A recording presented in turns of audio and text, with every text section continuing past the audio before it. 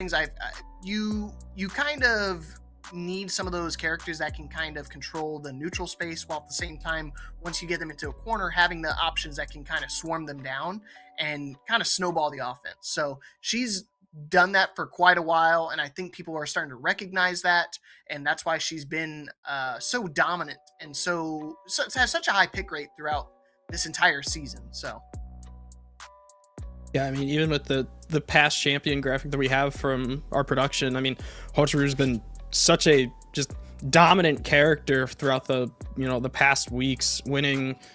Count really quick: 1, 2, 3, 4, 5, 6, and then you have 1 Hokutomaru, 2 Rocks, B Janae. So I mean, it's just you have. I mean, if you, with the changes that are coming Wednesday, because the patch is coming Wednesday, and we've seen at least some of the trailer for at least some of the breakdown of some changes that they're doing. What are changes that you want to see with some of these top tier characters? Do you want to see them changed, or do you want to see them adjusted a little bit? Do you want to see them nerfed? What is something that you want to see, as a commentator, from just the competitive standpoint, from everything that you've seen now, from the start of the game till now? You've seen it all basically with all the top tiers. What do you want to see now? It's one of those things. I've come from the Modern Warfare 2 era where when everything's busted, I feel like nothing's busted. So I think rather than just really start honing in on nerfs and stuff, we really need to focus on buffs on those weaker characters and start to bring them up to the level that these Hotaru and Hokutomaru have been, because I feel like they're staple Fatal Fury characters. They really embody what it is to be a Fatal Fury game and such. So once you kind of bring other characters like the Tizok and the Kevin into that atmosphere and adding more some of the some would say shenanigans that they would have, it makes the game feel a little bit more healthy and unique in a way where each character has their strengths and weaknesses, but at the same time they're not just completely out of question. It's not like, oh, this is a throw pick, you just can't use this at all. So I'm hoping at some point in time we'll see the patch notes. Yeah, Sauce, I'm hoping we'll see it tomorrow so we can really gauge what are going to be the strengths and weaknesses and stuff. But we've got season 2 DLC characters announced. I know they had that little bit of a leak a little bit early, but they announced and sent out that badass trailer, and you can see all the characters that have been announced. For me, I am geeking out because I got what I wanted. I got my wish. I got my geese. I'm right there. I'm standing there and I'm holding your hand right there with you, bro. We are swinging hands together right now. I am so happy that we are getting geese. Wish we got him sooner. But I mean, still happy that we are getting him in some form, but this just makes me kind of curious. Are we going to get, the other version of Rock at this point? If we're seeing this geese, if the next season comes out, are we going to see, the nightmare version of Rock become playable as the EX, how Grand Blue has EX, as selectable for some characters, but I don't know. I think it's a good starting lineup right now as DLC characters with Kim Jong-hoon, of course, Nightmare Geese, we are just absolutely gooning, Blue Mary, and then Wolfgang Krauser just absolutely out of nowhere. That was a big surprise for me. When I heard the piano keys, I kind of lost it. So that was a big one for me. Yeah, I think there's a few people that called out Kim J that was going to be coming out a little bit earlier on. But again, I know a lot of people are geeking out for the Blue Mary as well. We're talking about gooning for Geese. Forget about it with Mary. She's been a staple for a lot of people. So I'm definitely going to be excited when we get to see some of their gameplay. Just seeing their characters as they are now gets me amped up. And I know a lot of people like you guys are as well. So with that being said, I think it's time we get ready for week number 33 of the Breakout series.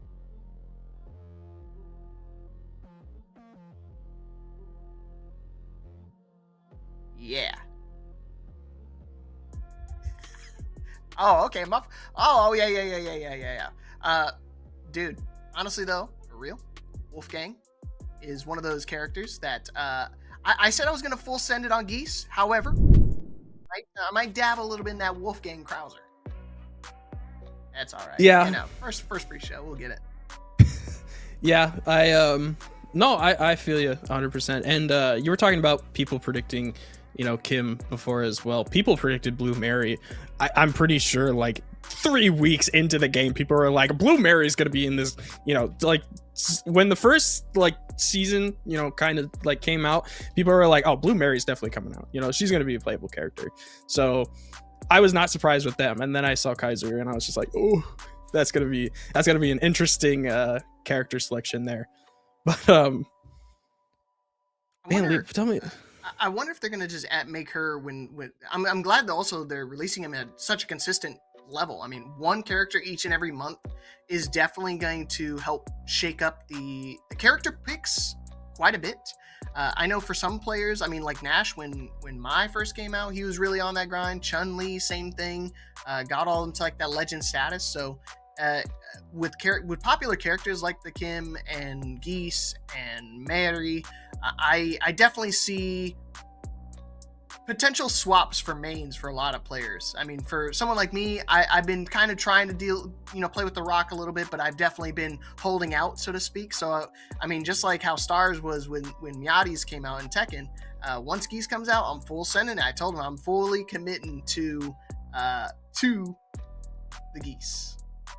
Yeah. No, we'll see how he plays. I mean, we're going to test the waters. I just switched my main. We're gonna see how it goes, but people are saying that Kenshiro and Mr. Karate could be, the last two of these, mystery characters, but that could be cool. I mean, I have been kind of pleading not to do a crossover character, but the more I think about it, I think that would be a cool crossover character to do, and Mr. Karate would also, I think, fit in City of the Wolves pretty well, but just the crossover characters, man. I'm hoping, like, we saw a lot of Street Fighter characters. I'm hoping for potentially maybe a Tekken character getting tossed in there. I'm a little biased, that's mainly my home, my bread and butter. But at the same time, if I get a crossover that I actually do enjoy, regardless of whatever fighting game it's going to be, I think it's going to bring in a new pair of eyes for the game that we didn't have prior. So I'm all for guest characters. I'm all about it. All right, but with that being said, it looks like we're just about hit 8 o'clock, so it's time to start. It's time for Breakout Series for real, week number 33. Strap in, get your popcorn, and let's get started.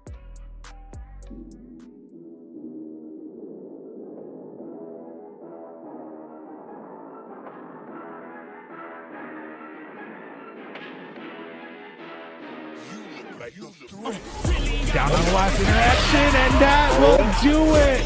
Robbers very well find themselves with a victory, especially after that. And a hit, that should be enough to close it out. Del Tormenta, The reverse sweep, where Super Great is going to close it out. He There can it close is. it out, and he does it!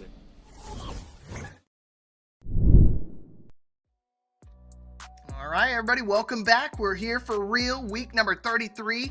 We're getting ready to start the Breakout Series tournament action. We already got some players up and ready. I hope you guys enjoyed a little bit of that pre-show. We're going to be doing that for all the tournaments going forward, and I really like it because it gives me time to yap. And me and Juice, we love to talk. Yeah, we're Team Gin and Juice, apparently, from our own King Serve bot. I like that team name. That's a good team name that we got there. But now the pre-shows are nice. Gives us a little time to go over, especially stuff with, if there's some patches that are about to come out, or especially, with, I don't know what I'm saying. I think I used my yapping time up, unfortunately. Nah, it's all right. But, I got plenty to balance it out for the both of us. Thank you, Leap. Thank you. Next week we'll start talking about like the previous champion and like if they're going to be competing and stuff. I mean, we already talked about the past winners that we have. So I believe Diaz is in the bracket tonight, so he's looking to extend that win streak, or not win streak, but win count to go further and beyond, and hopefully surpass Sosic Nash fan. He's at 6 wins already, trying to pull a Tom Brady and get win number 7, and he could definitely do that. He's one of the best Hotaros that we have here in North America, and at the same time, he's very versatile with his gameplay overall. Any character he plays, he just knows how to adjust and just really hone in on his opponent and blow him up. Nash fan, you gotta come back, man. You gotta come back. We gotta get you back in. Come on, you gotta come back, man. If he gets to number 7, Nash fan's coming out of retirement. We're gonna do that salty first to 5 for the number 8. You know what? More reason for us to root him on. Mm-hmm. Oh yeah. I'd love to see it, honestly. I love watching those guys play. I love watching everybody play, honestly. But it's always a treat watching. But Nash fans saying season 2, we are back. And you said that when Chun-Li came back, bro. Wait, the real question, why are we called gin and juice? I don't drink, so is gin like the best part of the gin and juice? Or is that the juice part? I don't drink either. Why are you asking me? Oh, man? I don't know, man. I mean, you said it was so. Why like, ask Serve, so bro? He does. I don't like know. The type that That's the commentator special. I get to say everything with confidence, but don't double take, because if you double take, I won't say it with confidence. Fair enough. I was fully believing that you just knew what it was. So that's how I know you're the GOAT, man. You know how to. No.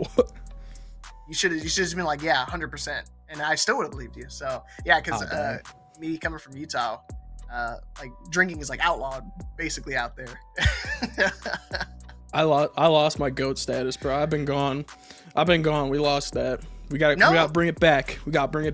You know what? You lost it for a moment, but guess what? I'm super excited. You just recently announced you have been invited and selected to be one of our ambassadors for Fatal Fury. So big congrats to you. Yeah, hold your applause, guys. Hold your applause, guys. Yeah, quiet down. Hold the applause, guys. Good Lord, please, guys, don't go nuts. Come on. Save it for grand finals. Jeez. Save it for Frosties, please. Yeah. Save it. Yeah, Dre yawning over here, bro. But yeah, being a new ambassador for Breakout now feels nice, and being back finally is nice, and it feels good to finally be back. But I'm a little rusty. I can kind of tell I'm a little rusty, so we're gonna have to shed that a little bit. But great, that's wild, bro. I don't like this. See, this is why I wish I was back on my break after that one. One comment. I wish I was back on my break. So I think after that comment, I think I'm going back on my break. Gar, don't ask him how. Stop it. That will be a Google Doc, and I will not. No, stop it. This is going straight to my Twit longer. Let's get it. But no, I mean, what are you expecting tonight, man? What are you expecting? It's hard to expect otherwise. We've got Diaz in the bracket, so I'm expecting probably another grand finals appearance for him. However, history has shown he's gotten to the grand finals several times and sometimes hasn't been able to come up with the win. One of the people that has uprooted his win streak was somebody like Alex Smith, who is also competing tonight, the number 1 seed in the other pool. So potentially might see them facing off again in that winners finals. I'd love to see what the standing is between those two in particular, because they've been just going back and forth. One week Alex dominates, other weeks Diaz comes up clutch, comes up with the win. So definitely could go either way, back and forth. But at the same time, we also have some returning faces like Venom Ashura making their way back in, Manu, Akeem the Dream, and Pace, Sirloin, my bro, Sirloin. I love it. One of the fellow rock players out here. So again, a lot of familiar names, but unfamiliar when it comes to who's going to be able to win this tournament tonight. More about the player, not about the character, honestly. Unless you play T-Zoc. Sorry, ServeBot.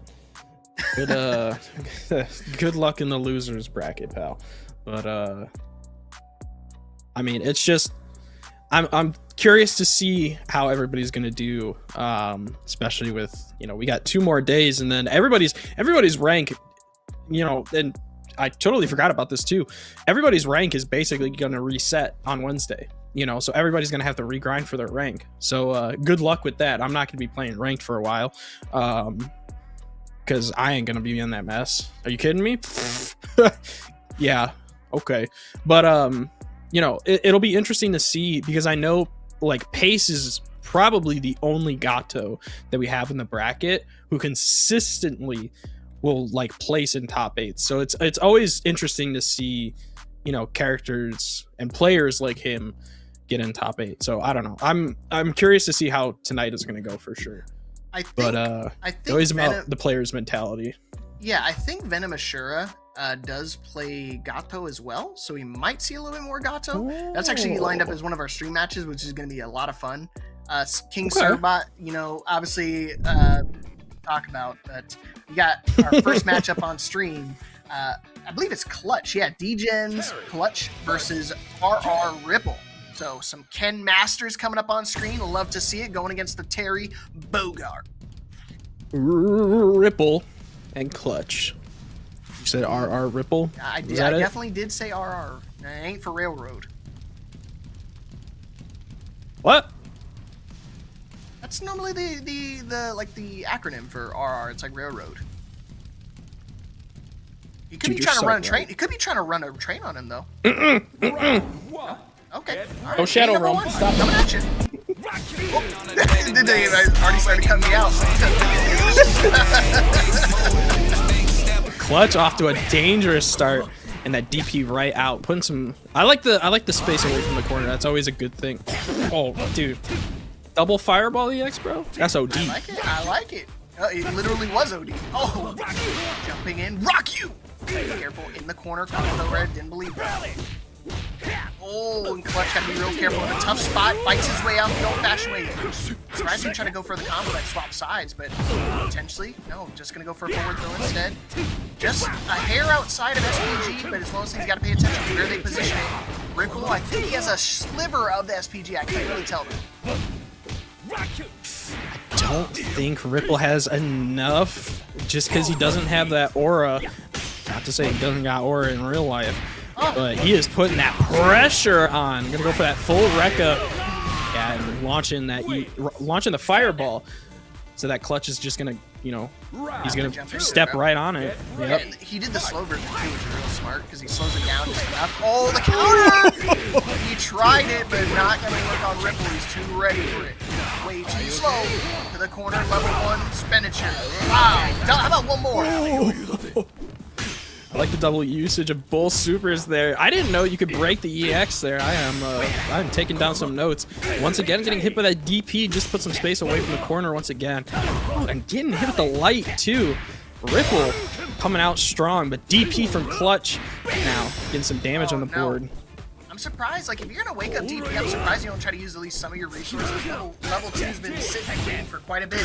Red blow. Oh, did he catch with the low? No, too slow on the hit low. Confirm, and that's going to be easy reversal for Ripple to be able to take game number 1. Clutch getting put on the defense quite a bit, and Ripple just taking that first game pretty convincing. Yeah, Ripple is absolutely on a tear with the way he's punishing Clutch right now. And very, very interesting to see, because this matchup you don't see very often in competitive, I will say, you know, because you don't see a lot of Kens out in the wild, but you also really don't see a lot of Terrys either. Yeah, it's one of those things, it's like a dying breed. You know, it's weird that, you know, I compare the two Bogarts, and I would think Terry has the better movesets overall, but it seems like Kenny's been kind of the dominant force between the two. However, speaking of dominant, Clutch starting off well. He always gets Ripple out of SPG territory, but just that last bit of percentage has been kind of a difficult task for him to deal with. Difficult for him as well as getting hit with those DPs as well, but Clutch is not going to fall for it now. Not able to link after that. So once again, that DP getting him once again too. Going for double Rekka there. No punish off of that.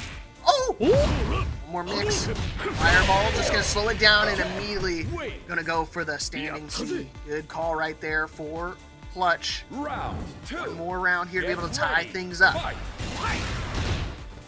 Starting off with the EX, gonna go right into trying to go for the dodge there. Gonna be able to punish that whiff DP. Not gonna be a huge punish though, but is gonna get some corner pressure possibly off this. Oh, not switching sides. Interesting. See, Gar, I need to queue up when you queue up. All the time I play, it's always Andy's. No Terry in my book. Right now, it's all Terry. Counter hit. Keep him in the corner. Big damage and double level 1 expenditure probably.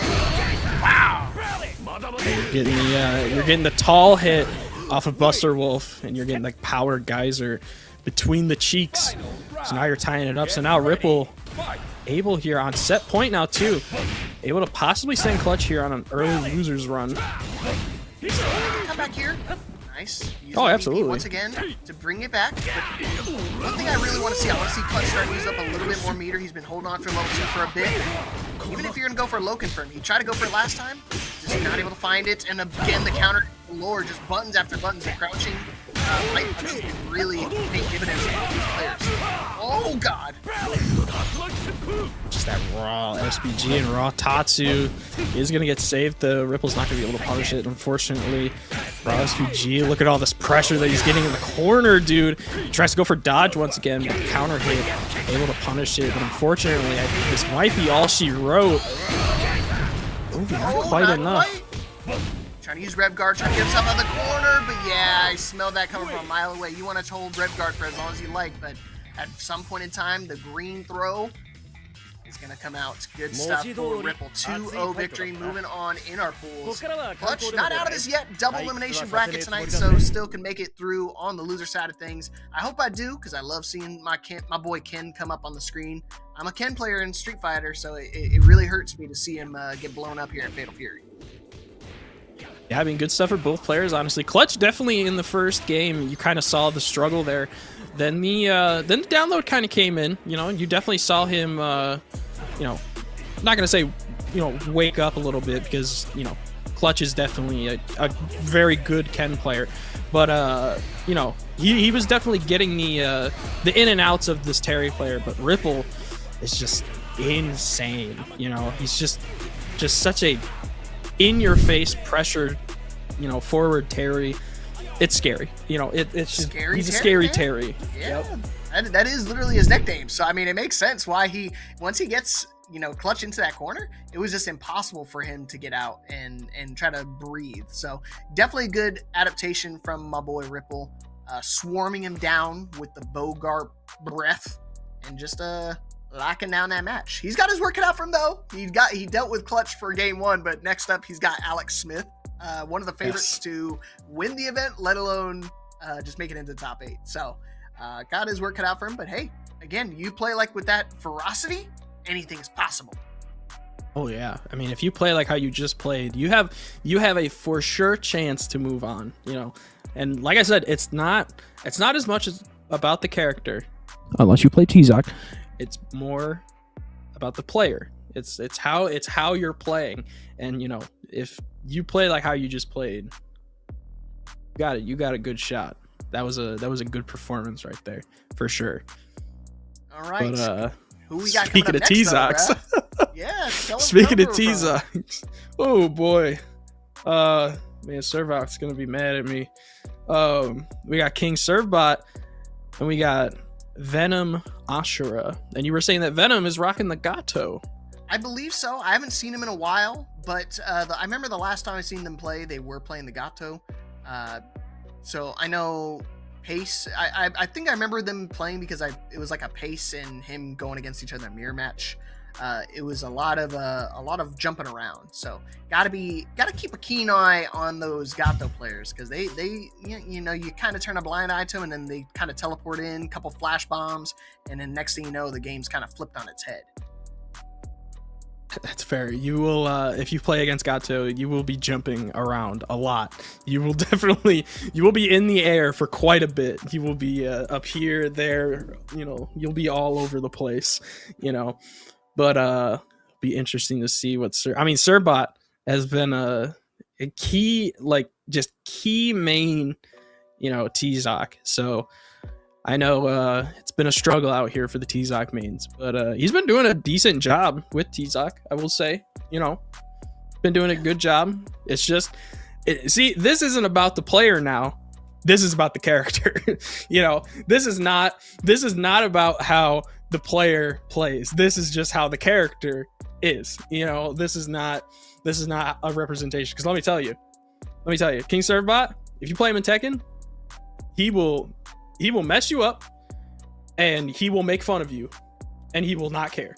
Yeah. Like we do not care. You know. Yeah, he's, so it's just yeah. If you've ever seen him play Tekken, he's definitely emoting. He's definitely clip farming. This game is no different. He literally does the same exact thing. He tries to taunt you when he can, tries to hit you with the fancy stuff. He does not care in the slightest. So that's why we're gonna see the Tizak coming out to play before the patch. So I mean, the fact that he's already been finding success with the character without any types of buffs or anything. Not ready for him in Season 2. But let's see if we can get it started. Let's get it girly popping here. Another game with one of our ambassadors, actually community director, King Servbot. And Shura, let's make it happen. I'm not sure. Starting off strong with that Gato. This is a bad. I will say this is kind of a hard matchup for Tizak. I will say because you know Gato is going to be one of those pressure forward characters that's going to lock you down. But Tizak is also really good at kind of keeping. Oh my god, the SPD. But keeping Gato a little bit at bay because you have Beak. And Beak is going to be your biggest button here to press. So hopefully. Oh my god, he's dead! Oh, no scaling there! SPD again. Going through the SPG. Venom, sure, gotta be careful when you're dealing with that Beak. That thing's got very razor sharp. So scary to see. The moment I saw the animation, I just heard Ave Maria in my head, and I was just like, "Oh no, that's a clip right there." Yeah, he's hunting for more. Oh man, I think he tried to go for an anti-air, but thankfully Venom sure got the button out first. Gonna keep him in the corner. Big pressure. Yeah, where you going? This is a no-fly zone. I don't care if it's a bird. I'm gonna make you extinct, penguin style. Wham bam. Level 1. I don't know if this is going to be enough for damage, but it's going to be one little mix-up. Air Rebel whipping! Great call out again from Venom Ashura. Basically a perfect round right there, all tied up. Venom Ashura rocking the old 80s arcade jacket style right now. Looking like the floor of an 80s arcade. But now tied up here, going into the final round here of game 1. Beak! I'm telling you, Beak is the biggest button for Tizak, and he's just going to spend the level 1 for early damage. Real smart. DP. Get up, man. Come out of that pressure. Don't let the brawlers, the grapplers kind of grip you up in the corner. Gotta fight your way out the old-fashioned way. It's not going to stop anytime soon because now Venom Ashura with the wall pressure. Once again, getting that wall pressure. It's exactly where he wants King Servbot to. He should be able to clean it up here, and he will, taking the first game. Servbot doing a good job, though, taking the first round. I think he's doing a good job. You know, I mean, it's just Venom Ashura is watching out for those beaks now. Now you just gotta flip it around a little bit now. Now that your opponent's looking out for the beaks, now flip it back around. You know. Sometimes it literally is that simple. It's like get him conditioned for one and flip him around to the other. So let's see if he can deal with it here in game number 2. Only first to 2, so you gotta make your adaptations pretty quickly. Cross up connection onto Venom Ashura. Gonna spend some more meter to. Oh, nice bait right there. That's the thing, you're worried about trying to get out of that corner with the DP, but kind of put yourself in a precarious situation now. Yeah, you gotta be careful now, especially against Tizak. When you're against Tizak, you can't whiff DPs in the corner, and SPD is gonna bring you right down onto your head. In that first round, let's see if Servbot can keep it and take the game now. Do it, I believe. All I gotta do is get within that grip range, baits out the throw. So I mean, there's most things he's definitely doing the right option. You just gotta make sure he's, you know, keeps him anchored down in that corner for the entire duration of the match. The only thing he's got to worry about, too, is that body splat. Body splat's a really good move, but if they go for the anti-air, it's just going to open him up into a huge combo. And speaking of huge combos, let's see if Venom Ashura can get another combo and capitalize off of this. He's going to opt in for the level 1, going to get their rev down just a little bit, but there's that body slam. That body slam, man, is just a huge move for Tizak. Oh, but guard cancel. Once again, he's been doing it. He knows how to use it. I like the body slam because it just has that like natural cross-up properties, so you got to be really aware with your defense. These guys still naturally get JDs regardless of when you use your rev guard. Just keep doing it to the corner! Persistence outweighs resistance. Level 2. I don't know if it's going to kill thanks to the 30% damage mitigation, but this is going to hurt. Oh, Lord. Not gonna be quite enough quite yet. You are killing me with that beak, but that's gonna be the finish there. With the back breakout. King Servbot now on the board, tying it up with that 1-1, finally keeping both of the rounds to himself. Oh my goodness, that absolutely killed me. Yeah, I can tell that one sent you. So I was like, let me just take it. That was definitely a Tizok round if I've ever seen it. And Nebex, you're asking if I'm ready for it? Probably not, but at the same time, it's nice to break the monotony. You get to see some Tizok versus the Hotaru every time. Oh yeah, that'll be interesting to see. Yeah, you almost never see it, and that'd be an interesting fight to see for sure. But God, dude, I'm telling you. Right back down. Yeah, and I like the sweep rev guard cancel there too, just to kind of close that gap after. Venom Ashura using EX, couldn't get the full. Is gonna throw into corner though. The guard cancel first Servbot this time around, and immediately going to that body press, but unfortunately puts himself in an overheat. So I mean, sure, he may have the wall pressure in this situation, but or does he? Now he puts himself in the corner. He has to play perfect defense here. One level 1 spell, disastrous for him. Finds another counter hit opportunity, but he's got to find a way to close out this round. Still alive. You gotta be real careful. You cannot press back. Oh my God! Unfortunate. He called it out. He got the right call on the air red blow, but unfortunately he just whiffed, and Venom Ashura so quick on pulling the trigger on getting that whiff punishing retaliation. And now set point for the Gato.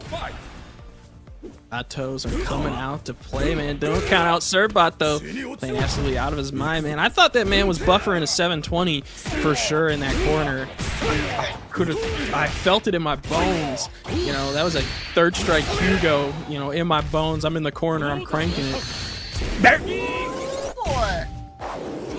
He's got the stream open. I'm telling you, he's got the stream open. Oh, and a whiff. Oh, but counter hit again. Gotta wake up. Watch out for this DP. Fade it out, man. Oh. I'm telling you. No way. Oh, the low tap. Get him out of here. Final round. How is he going to be able to close out? He's got no more resources, no more meter. Venom Ashura has got an opportunity to be able to close this out. But you got to deal with the barrage of grabs. Yeah, the only problem is now you are dealing against 2 bar versus damn near none, you know, and it's an uphill climb here now. I mean, bear in mind, Tizok is not going to use a lot of, you know, super meter. He's not going to use a lot of supers in general. But look at him go. Getting those combos in, getting all that pressure. Did you see that little shimmy? Oh, that was disgusting. A little bit HP, and that's gonna do it. Right? Yes, sir. King Servbot upsetting the people, dealing with Venom Ashura, dealing with the Gato, and sending him flying away. Wow. Absolutely. Clips have been farmed for sure. I'm sorry, but you're going to Twitter. Yep, there's the panda in the chat. You are going to Twitter. You are going to TikTok, unfortunately. The Venom Ashura, you still got losers, so hopefully you get a run back. But oh my goodness. I don't know what to say really. I mean, what can you say here? It's literally just Tizok. I mean, you have to just play within that, like, that range 0 spot. You got to go for the counter hits because, again, while he's lacking a lot of his neutral tools, Servbot just knows how to get in. And again, that's where I'd love to attest, like, sure, his Tekken prowess kind of gets him there with being able to make these decisions on the fly, but at the same time, he's just playing really solid Fatal Fury. He's playing the character to his strengths, and you get rewarded with that. You saw so many opportunities go his way just by closing that gap safely and ripping him up. Yeah, and the utilization of Beak too off of SPG. Beak is the biggest button you can use with Tizok, and Servbot was doing such a great job with using that. And I think the readjustment of that second game, and then, you know, him not using Beak as much in that second game, and then going back, you know, and realizing that, you know what, it goes through SPG, I'm just going to use it then. That was good. So that was very, very good. And only problem is though, is that now Servbot has to fight DS. You know, so we got what we wanted.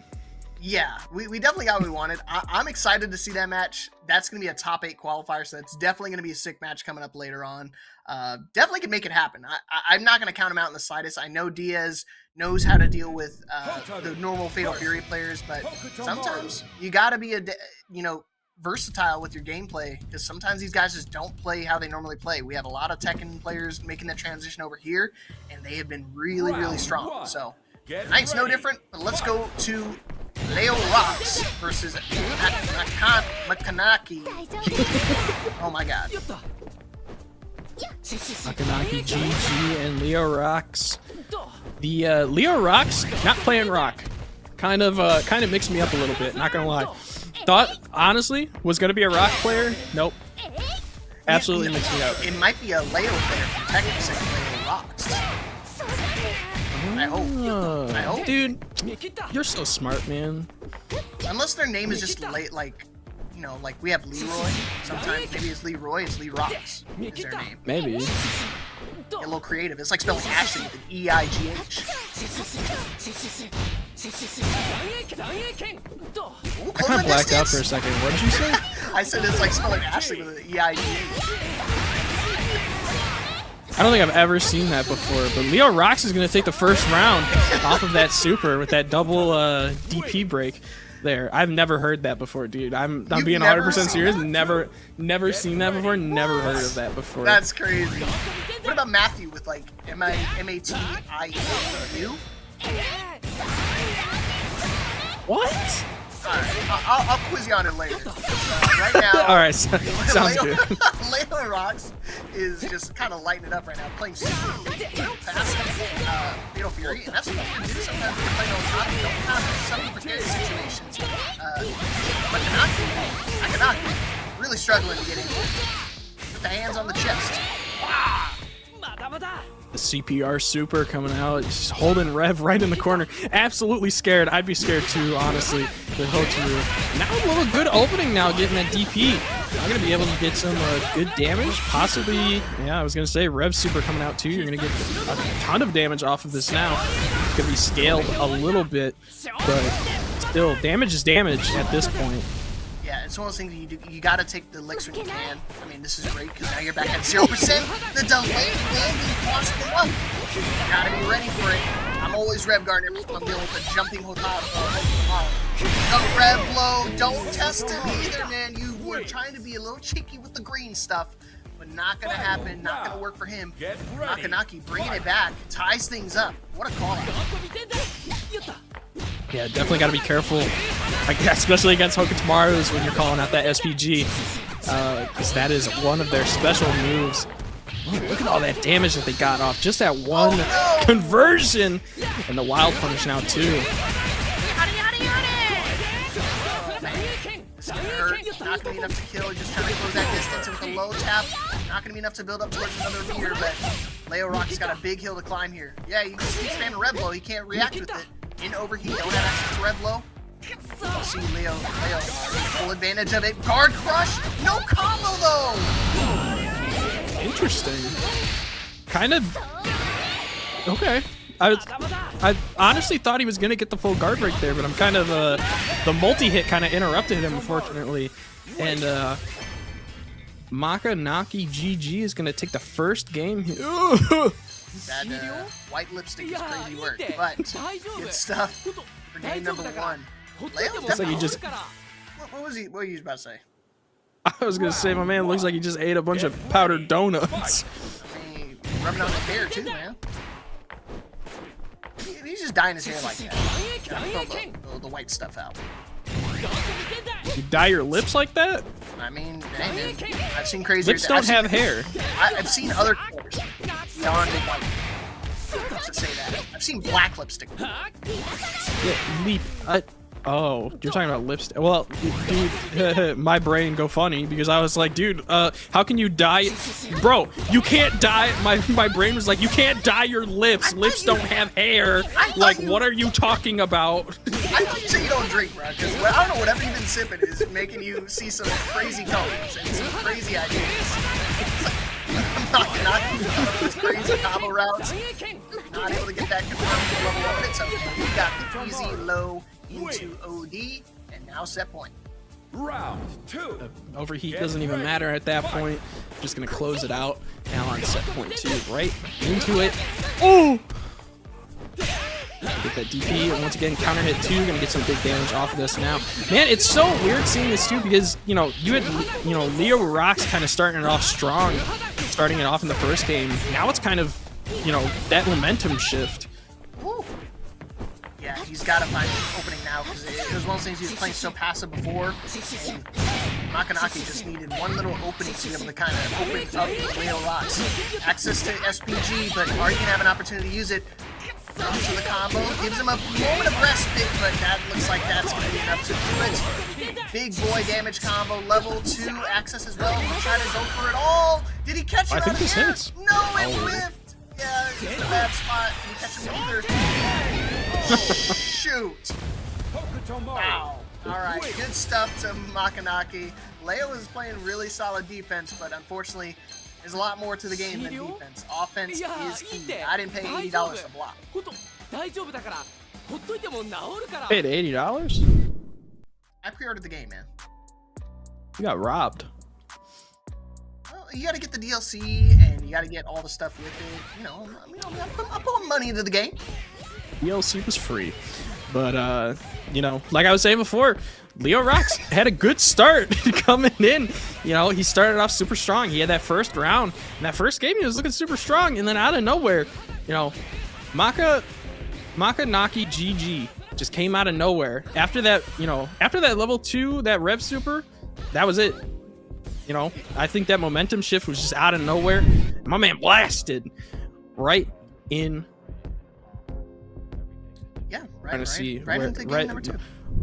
Well, right into quarterfinals. That's what I was trying to see. Oh. My bracket was still refreshing, so that's what I was trying to see. But blasting himself right into quarterfinals. So against another BES, Akeem the Dream. All right. Gonna be a tough matchup, but definitely can make it happen. But what do we got coming up next? We got Sirloin coming against Tired Vagrant. Never heard of Tired Vagrant, but Sirloin, one of the homies. Yeah, one of my favorite Kim Dong Hwangs out there right now. Love watching this guy. Man, Sirloin, if you're in the chat right now, dude, that one's for you. But you know, love what you do with Kim Dong Hwang, because there's not a lot of Dong Hwangs left, you know, in City of the Wolves, because he's unfortunately his normals just kind of suck. Sorry, my intrusive thoughts one there. You know, it's just his normals just aren't great, you know, and I feel like that was a big turnoff for a lot of people.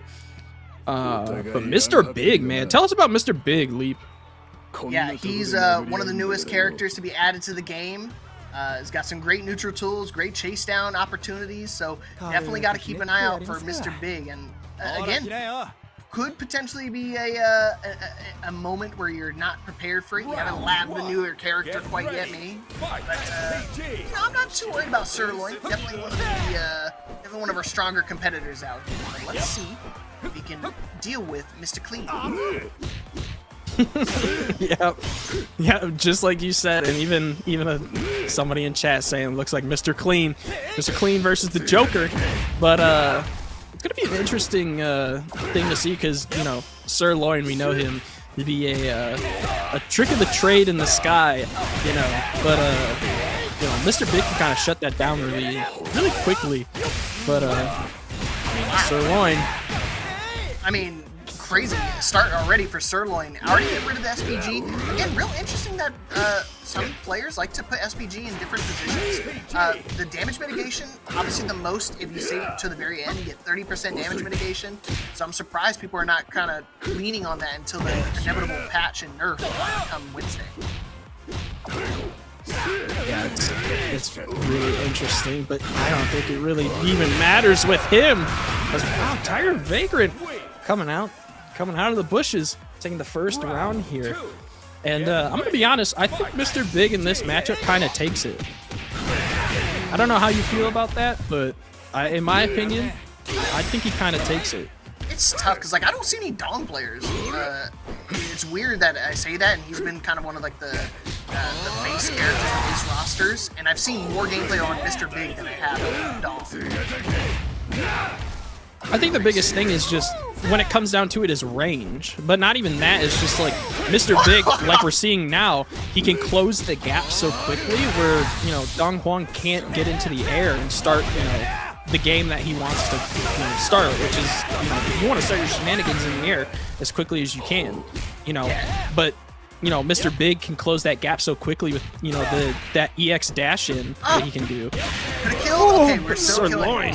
We're good. We're good. I was getting kind of concerned for a bit. Final round here, game number 1. I mean, again, you talk about the chase down tools, but Sirloin just smothering him with offense, not giving him any moment of respite so he can keep that pressure going.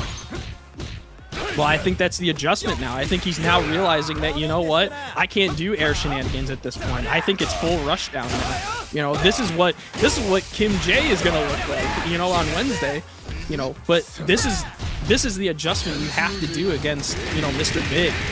You have to watch out for that super though. The grab super is also why I think Mr. Big can take this matchup too. Oh! Try to go for a cross-up opportunity, but thankfully just outside of range. Vagrant, another one of the degenerate gaming boys. But you gotta be careful. Still at a life deficit. No more damage mitigation. One combo confirmed, could be dead for him. Level 1 immediately spent. Not enough to kill though. Pixel in a dream. Can he make the comeback? Yeah, he just had to try to find a JD there because otherwise chip damage would have became a factor. But game number 1, despite it being close, going in the way of the loin. Batman going right to the Joker. Sirloin and his Joker Dong Huang. Round 1. Get ready. Fight. Alright, game number 2, I'd like to see Vagrant try to keep this SPG as long as he can. Because as long as I love Sirloin using a lot of his resources, a lot of his meter. Even though it puts him dangerously close to burnout, he just gets rid of that SPG so early on in the fight that he doesn't have to deal with it the rest of the life.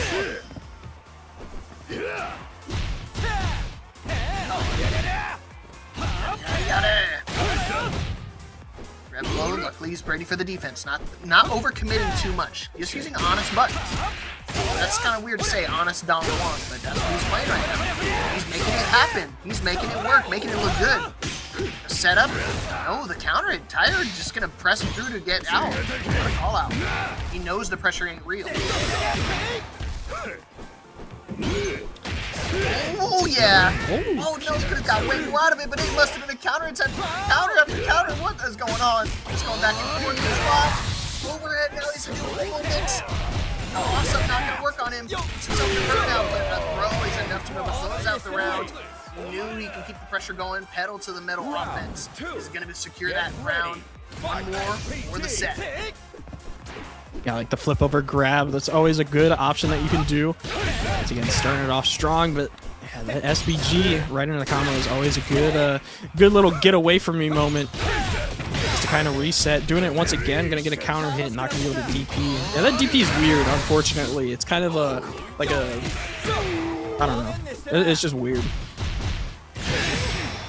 And just knows when to press the buttons, and that's again, despite playing good defense, you have to know when to press as well. It's kind of hard to get the zero frames all the time, but just being able to know the gaps between certain strings does help out a ton. It seems like Vagrant's definitely done their homework. Got to do a little bit more studying if he wants to try to get back though. Wants to ace this final. Yep. Oh man, I'm surprised I didn't connect. SPG now in for Sirloin. Got to be real careful with the air red blow. Really strong move forward. Yep. I was just warning you. Something you can't press into.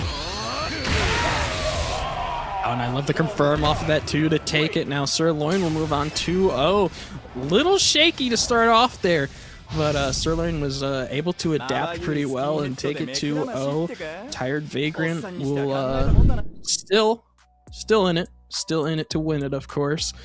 But Sirloin will move on.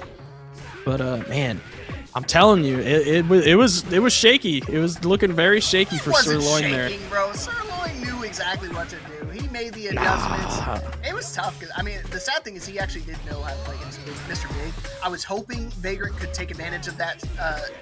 The newer character, maybe the less experienced, but you see Sirloin just playing to the Dong Huang's strengths, and it really does kind of open up Mr. Big quite a bit, unless you're doing anything crazy risky. So good stuff to him regardless. Being able to take that set 2-0 and move on in our set, I believe that does put him one step closer to top 8. Yeah, now he's just one match away. Got to deal with the Gato of BBW's pace. Gonna be a tough match, but he can make it happen. He can do it with one more win. Yeah, he can definitely do it for sure. And I feel like they always meet in bracket too. I feel like I've always seen them. They play a lot, so they are two players that know each other's strengths and weaknesses. So it'll be a interesting. Yeah, it'll be definitely be an interesting top 8 qualifier. Yeah, I'm excited for it. I'm excited for every single match that we have going. I mean, including our next match. We've got Alex Smith coming up. Obviously, one of the stronger Bijane players that we have out here, but his opponent, JP, I haven't seen him in a while. I do know they play the Hokuto model. Yeah, and they have the graphic for the Hokuto model, so my memory has not failed me yet. Still there. Still there. You know what else Don't is still need there? Matcherino codes, bro. That was a great transition. Exclamation point Matcherino, guys. If that doesn't work, we got the link here right for you. Go claim those codes. Free 50 codes per tournament for all of our tournaments here. But we're down to 32 codes remaining. Prize pool currently sitting at $52, and that's before we get all those codes claimed. Big shout outs again to SNK Esports for contributing their $47.50 per week as per usual. They've been doing it for, ever since they've released the game, and I really appreciate it. I know the competitors appreciate it as well. A lot of money being dedicated into the esports scene, and I think it's been going to a great cause. Putting money in the pocket of competitors so that they can, they can travel, eat food, do whatever they need to keep going, to keep grinding the game. Do whatever they need. It's necessities. Whatever it is. Taco Bell, new controller, honey buns, Mountain Dew. Ooh, that's important.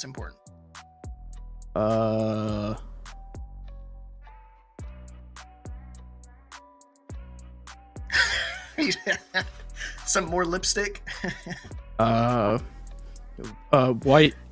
White lipstick.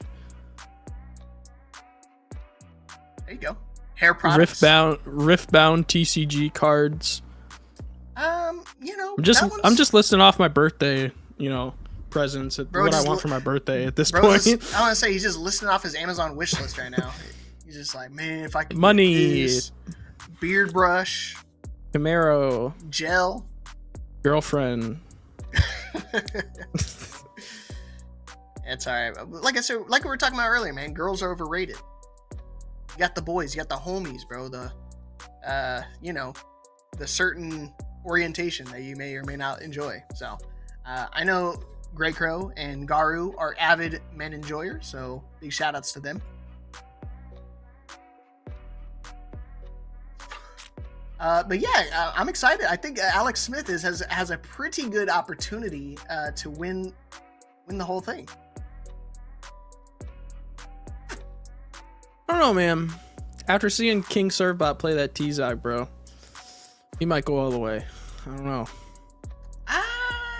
I mean, I definitely consider him a top 8 finish, but I don't know. I can say top three. Top 3? Yeah, that is definitely some biased gameplay right there. Some biased commentary coming at you. I just don't want to get fired, bro. It's always a possibility when you're on the mic with me.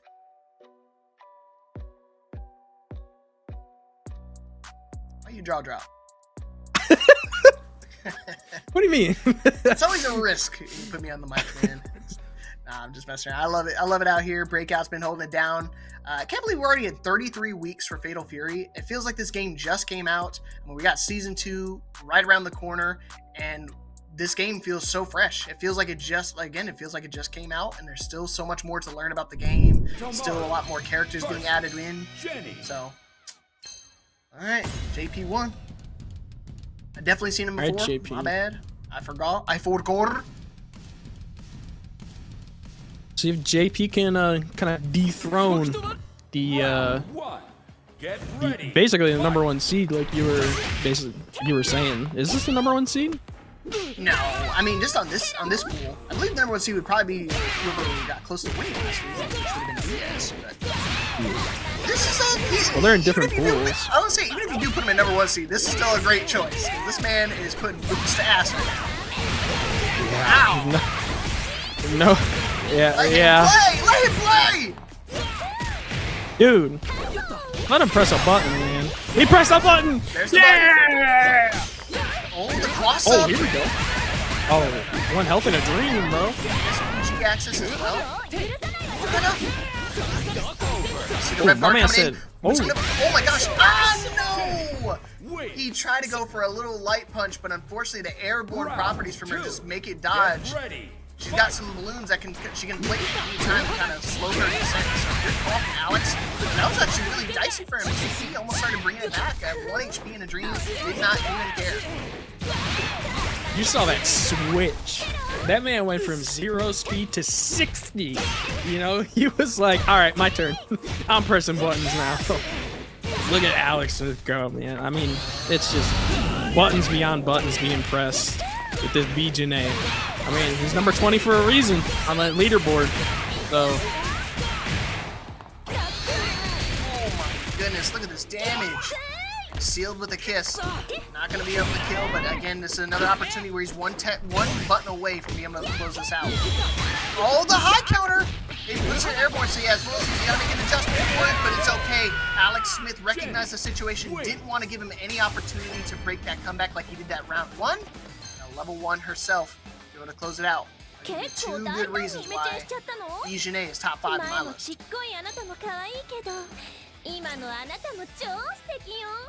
is it because of that dog and the fat guy?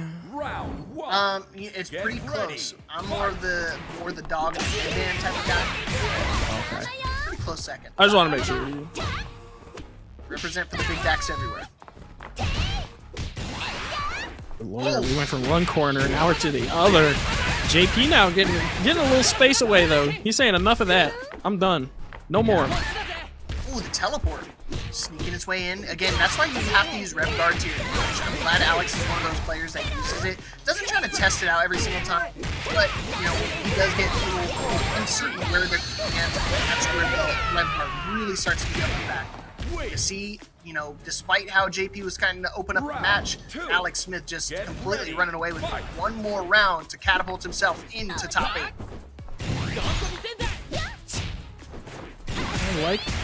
I mean, JP's getting these good openers, but he's not able to finish his, you know.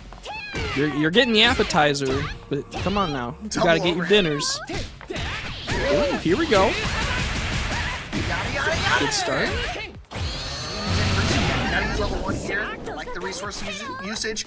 Ooh, he tried to go for an anti-air, but thankfully, again, you have to be really careful when you want to approach on Hokutomaru. Delay his landing, just like the Janae.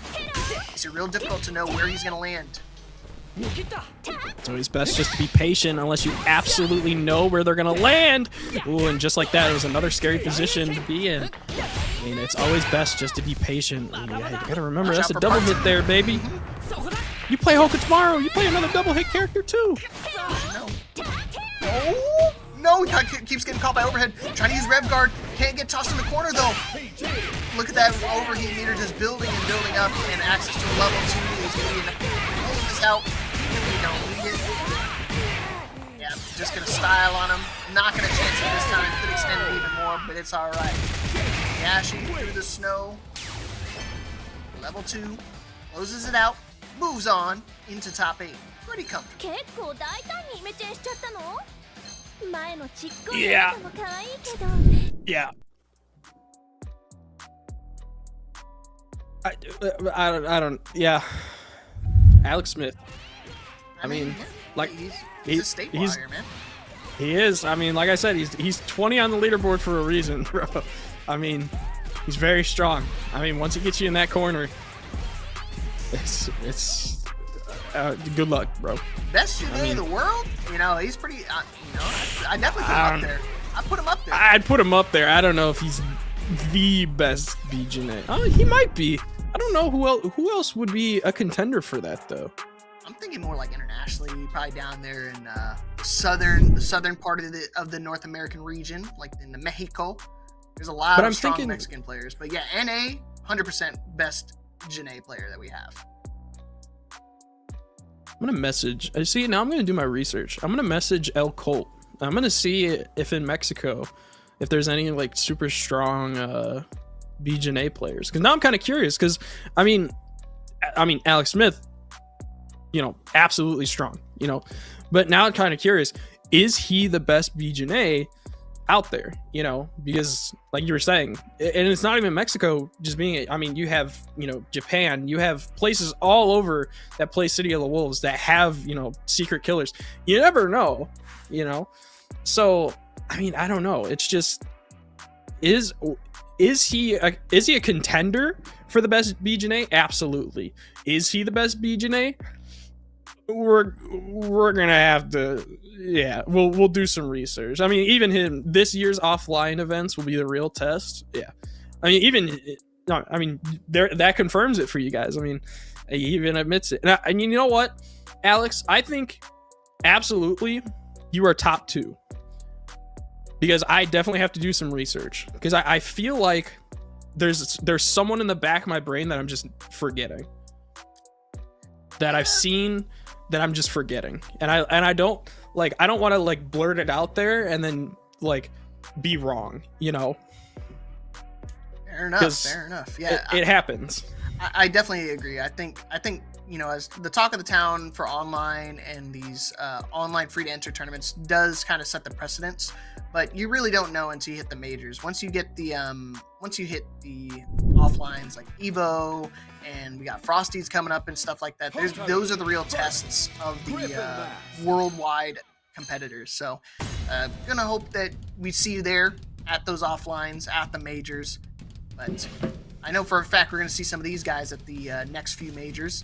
We got Diaz coming up next, going against the community director for Breakout, King Servbot. You wanted more Tizok, you've got it. Who's gonna move on to top 8? Diaz trying to make it win number 7 tonight. Gotta just deal with the Tizok first, though. Yeah, this is gonna be definitely a uphill climb for Servbot because you definitely have. I mean, we just saw basically the number 1 contender for, you know, the bracket. We're seeing the other number 1 contender for the bracket as well. You're seeing Diaz now. So, but 2 completely different play styles now. I love that guard cancel rev blow though coming out from Servbot. Not afraid to press buttons, but that finish. That cross up though. And again, one of those things, it's like a million things that you have to deal with Hotaru. She's got the command throws, she's got the reflex, she's got the cross-up opportunities. There just has so many things you have to pay attention for. So, like, you kind of start to turn a blind eye to it, and all of a sudden she throws it out of nowhere, like you saw right there. Got it again. Once again, that bread and butter that we've always seen Diaz do. Well, once again, I think we got to see some of that beak come right back out, though. I like body press just to get him right back in neutral state. Wow, Productions let me know that the last time these guys played, it went to a final game, final round situation. So, Servbot definitely has the opportunity to do so. Not now. He's about to get his ass blown up. Maybe 2, I believe. Okay. Did I jinx him? Probably. Hey, anything, I mean, you got grapplers on the screen, anything can happen. You got 1-7-20 coming out, anything can happen. But Diaz is going to close it out with that OD fireball. Odie. All right, I was really close.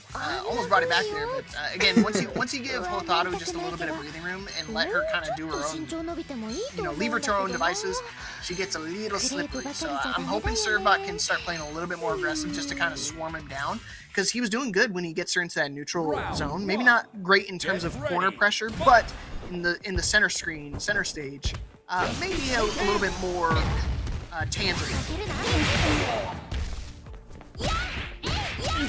Once again, starting off with a good SPD, just get a good chunk of damage. Diaz, though, is going to clap back with that strong. Hotaru B&B is going to shimmy with that grab once again. The DP break into the combo once again. CPR super, I don't know. Yeah, not gonna be quite enough. That 30%, man, comes in clutch. Oh, the body press, here we go. Now you're in the situation where you don't want to use resources yet, and you see Servon not willing to spend the level 1 quite yet because he knew it wasn't going to kill, and you want to save some of those resources for the next round. Diaz on set point to move on to top 8, but Servbot still hanging on by a thread. But that's how I tell people, every journey, every comeback begins with a single step, single round. Oh! OD tries to go for it again. You greedy, my friend. You are greedy. You know what? He wanted it. He would have said, he would have been smiling and giving him like, watch me do it again. Oh, man. One more mix. One more approach. Got to get out of harm's way. Got to get out of that corner. And you see Diaz slowing it down quite a bit. Just trying to bait out that red blow. Dashing. Try to use the beat. Unfortunately, it's the last rush you're going to get. Diaz taking the set 2-0. Solidifying his spot into top 8 on that winner's side, and just that much closer to getting the win number 7. Hey, gotta be real careful there. Gotta be real careful, man. I mean, I'm just saying, Nash fan is shaking in his boots right now. But I think Servbot did a good job. You know, even landing the SPD on Diaz. That's an accomplishment in and of itself. You know, I mean, that's still a hard thing to do on Diaz's Hotaru, I will say. So I think he still did a good job in the end. You know, fortunately somebody has to move on, you know, but it's tough because it's one of those things like Tizok. I mean, you want to talk about like getting that SPD and like getting like the call outs like that, they're great because like it's like, oh, it's a big call out, you got some big damage, but you have to do that so often with the character, and that's why he's so disregarded amongst like the bad or like the good characters and put it down towards the bottom of a lot of people's tier list because you have to do that so often, and meanwhile Hotaru doesn't need to do anything risky to open up an opponent. No, I mean, when you're playing Hotaru, you literally just he probably press buttons and you win. You know, with Tizok, there's a lot more to it than you would think, you know, but I mean, still in it, and he's still a contender for top 8. So, but now with our other contender here for winners top 8, Sirloin and Pace, my man. Who do you got? Who do you think? Dude, honestly, this is actually one of those close ones as well. I couldn't tell you. I think it could go either way. I know Pace has been doing really, really well. At the same time, you can't count Sirloin out. You see the legend ratings are super close between the two of them, but you know what? First to 2, we're gonna find out right now who's gonna take it, who's gonna move on into top 8, who's gonna make it girly pop. Let's get it. Get off me. Look at that defense. That's Sirloin. Made it again. Dashes out of the corner though. You got that classic Sirloin. Now you're seeing that Sirloin can do a lot of his his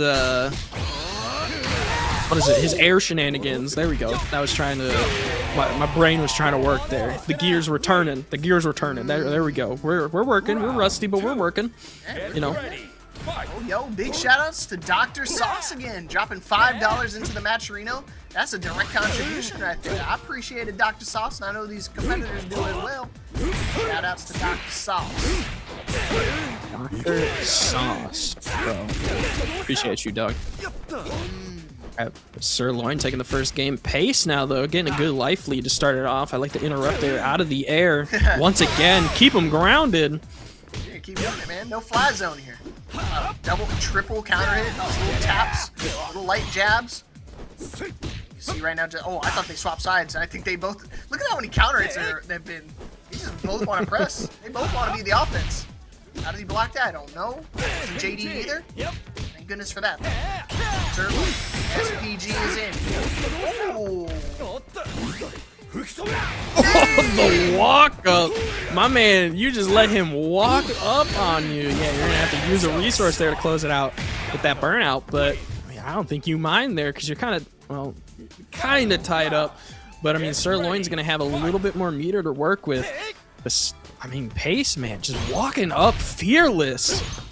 You gotta have confidence. If you're gonna play Gato, you need to play confident in your game plan. You gotta be able to know when to just drop the flash bombs, when to just run up. And yeah, you see Trion, that's what I was talking about. You could just do that when you have that. When you have the offensive control, when you're forcing your opponents to sit back and block, it makes your game really tough. You see, you have that 1 meter advantage and immediately wasting it now in a really bad spot. In the corner, life deficit galore, and now he's got to deal with this potential level 2 confirm in time. My man just walk up slowly, an OD grab. Sirloin got to adjust himself. He got to adjust himself once again, though. He on that life deficit with Pace. Oh, catches him out. The reset! That was not guaranteed, folks. He just stopped the combo early and said he ain't going to expect this. You know, you want to talk about he did a walk up and man grab? He just walked up and did a regular tick throw. Do it again. He did. Hey, like I was saying, man, Pace fearless. Absolutely fearless. He's not afraid just to calmly walk up to you and just be like, hey, how you doing? And just grab you. Let me hit you with the command throw. Lever. You won't see it coming. Ever. And that's the thing. Normally King players like that have been going, airborne every single interaction they get. But he's doing such a good job at keeping him grounded that he's not willing to just jump in these interactions. And then once he does that, the conditioning starts to play its effect, and then he starts building up all them throws. All right, Sirloin's got Pace in a good position, but unfortunately that DP is going to put some space away. Unfortunately, ruining his game plan. And once again, yeah, EX flip. Stance. Gotta fight his way out. Gotta do the old-fashioned way. Red blow still in effect. Gotta make it happen. Air red blow. It's that funny landing. Cross up again, but luckily he's not confirming big, but the low taps is enough to close out the round. Pace. One more game. He's gonna move on into top 8 winner side. Gato making his appearance in top 8 again. Sirloin, if you want to bring it back, you gotta start right now. Just to start there to the neutral, bro. My man Sirloin is just like, I don't know, man. Hey, the walking, bro. Flex on. Look, he's doing it again. Like I said, these guys have played against each other so many times in bracket, And I will say, too, Pace probably has a much better time playing against Dong Huang because of his brother Teddy. Teddy is a Dong Huang player, So they probably play against each other a lot, and he probably knows the matchup pretty well. So that's probably why he's not struggling as much. I mean, they probably, but I mean, judging by how close they're ranked, they probably play each other. Right now, Pace, big damage. Probably going to spend a level 2 here. Just a level 1. Save it just in case for a final round situation. But here's the extra level 1. Snap the neck. Chiropractors don't need them. The Pace special, the neck breaker finisher. I don't know why, but Pace always opts in to do that neck breaker finisher. It's like one of his specialties that I always notice. I don't know. Have you noticed that too? Yeah, Is that just me? I don't know what it is. He loves that one. I think it's just he likes to add salt to the wound. He's like, you know what? I'm just gonna jump on his neck, twist that thing round and round just to get that kill. But yeah, good stuff to Pace. I was hoping that Sirloin was gonna be able to make that adjustment and make that comeback, but I mean, Pace was just running away with the offense. I mean, every single time he wanted to do something, he made it happen. And you saw, that's why, I mean, the start of the rounds where they were just walking backwards, that's exactly the effect of the Gato. Just being able to put your opponent on that fear side of pressing buttons. And if you're trying to block in this game, you are definitely not doing it right. You got to be on the offense. Yeah. But, I mean, comes down to it, man. Pace is going to move on to that top 8 spot. And let me see really quick. Let me do some calculated research Yeah, on Star GG's, making sure I'm human. Yeah, it makes sense. You know, Trihan, Warong players are going to love Kim Dong. So there's a lot of similarities, like with Bijane kind of being like the Anna and Nina Williams. I've found a good home with characters like Rock Howard and stuff. They don't have any similarities to any particular Tekken character, but they kind of fit my play style when I like to play like Paul and stuff like that. So you can definitely find a character. I think the character selection has been very diverse for this game. And now that we've got a new character coming out in a couple of days, I think now is the best time to jump into Fatal Fury and start learning. Give it till Wednesday, bro. Give it till Wednesday. Don't do it now. Don't do it now. Bad spot. No. Cut. That's a wrap. That's it. Wrap it up. Wrap it up, folks. A wrap. All right. Coming up next, though, we got Closer and Manu KOF. Another one of those characters we don't see all too often, but I don't know. I mean, Garu probably is going to jump in the chat and be like, actually, I play him all the time in ranked. And I'm like, sorry, I'm Heartstuck Bronze. Like, I don't see these characters all too often. It's new to me. And especially when I'm commentating, I don't see it at a super top level because I feel like he's kind of a specialist character with Ronaldo, having to deal with like the soccer balls and when to like balance and juggle it around versus when to send it off for the EX or the regular version. So there's a couple nuances and layers to Ronaldo that you don't really see being utilized unless it's at the super top level. Ronaldo. He's definitely an interesting character for sure. Definitely was an interesting addition, coming into City of the Wolves. But no, I mean, I totally agree. He's I don't know. I don't see him that often either. But I mean, I'm also bronze, so. My guy, man. Bro. Dap me up, son. My guy. Spider-Man dap up. But Closer, one step away from top 8. I believe I've seen them in top 8 a couple of times. They've been a regular around here, I believe, at the start of the season, at the start of the introduction to Fatal Fury, I think like within the first couple. Unless I'm recognizing somebody else. But at the same time, still could make it happen. He's defeated Makanaki, and they had to run a mirror match there with Hokutomaru. So, interesting stuff. Man, those mirror matches are always interesting when you have to take a character that so close to your heart, and you have to kind of change your own play style. Because, somebody may play completely different than you do, So you have to completely change it, and it's just, I don't know, it gets weird. But I mean, off stream right now, we got Sirloin and Ripple. Tough stuff. Now, certain mirror matches are tough because, like, you see certain moves being utilized and certain strings. It's real difficult for some players to not want to repeat that stuff. And sometimes when you see the repeating moves coming back in retaliation, they become predictable. And that's where a lot of players tend to thrive off that. And they're going to be like, oh, I'm going to use, for example, a Red Blow. I'm going to make him remind him that he just got an SPG range. And then when they try to retaliate with their own Red Blow, I'm going to be ready to react. So you have to just be very cautious during some mirror matches, because again, you may know a certain string, they may not be keen on it or may not be ready for it in that particular moment, but the moment you remind them about it, it's going to stick with them the rest of the set. Yeah, so it's just it's so weird. That's why I hate mirror matches. That's why I always try to avoid them as much as I can. I don't know. I don't mind the mirror match. Like, if I had to play a rock mirror match, I'm all for it. Full send it. I want to see how many command throws we can knock off on each other. A Ronaldo mirror match, I've seen that a couple times. It was kind of crazy. I think, where did I see it at? I think it was like during the SNK championships, through like the last chance qualifier. There's a lot of Mexican representation down there. Yeah, there's a lot of Mexican representation. There's a lot of Ronaldo players showing up, a lot of top tier players. And seeing them try to, play that zoning style with the Ronaldo against another Ronaldo, It was pretty entertaining. I think if it came down to a mirror, I think those two would be like the only one I would want to play, just because I think it would be like hilarious to play it. Because like, I don't know, if you're playing, so if you have Ronaldo and you're playing, if an opponent Ronaldo kicks the ball and you're playing Ronaldo, can you kick the ball back?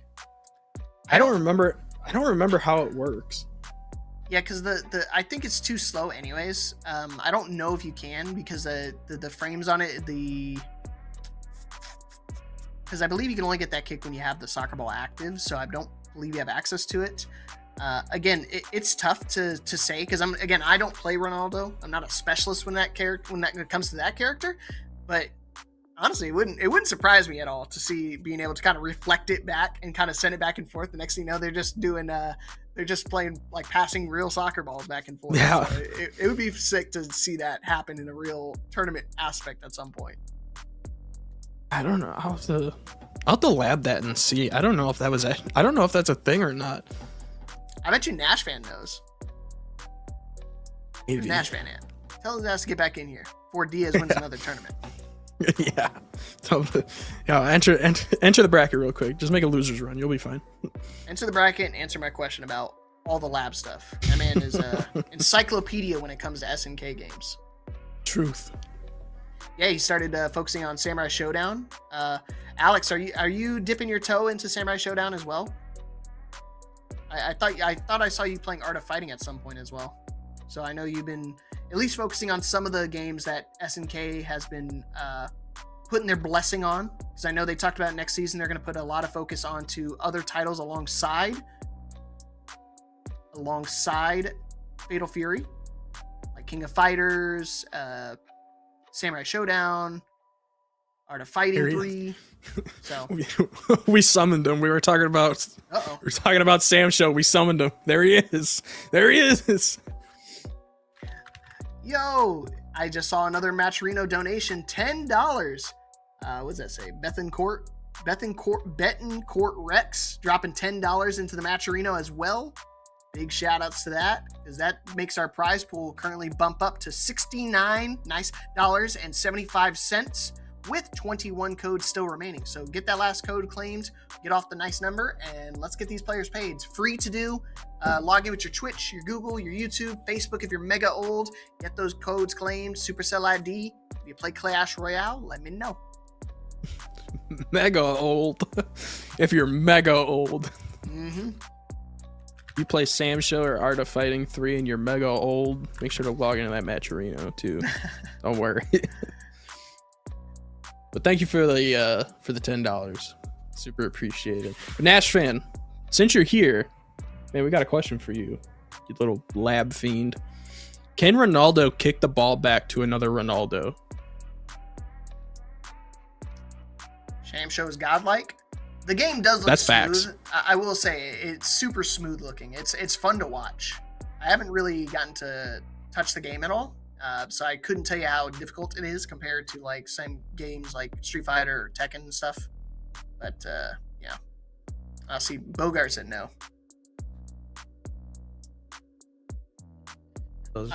Man, Bogart saying Rex, no as well. Rex, you are definitely Unk status, but it's okay. I'm sure these people will not mind. Unk is helping the young bloods out. You just turned 44, Sauce. Oh my gosh.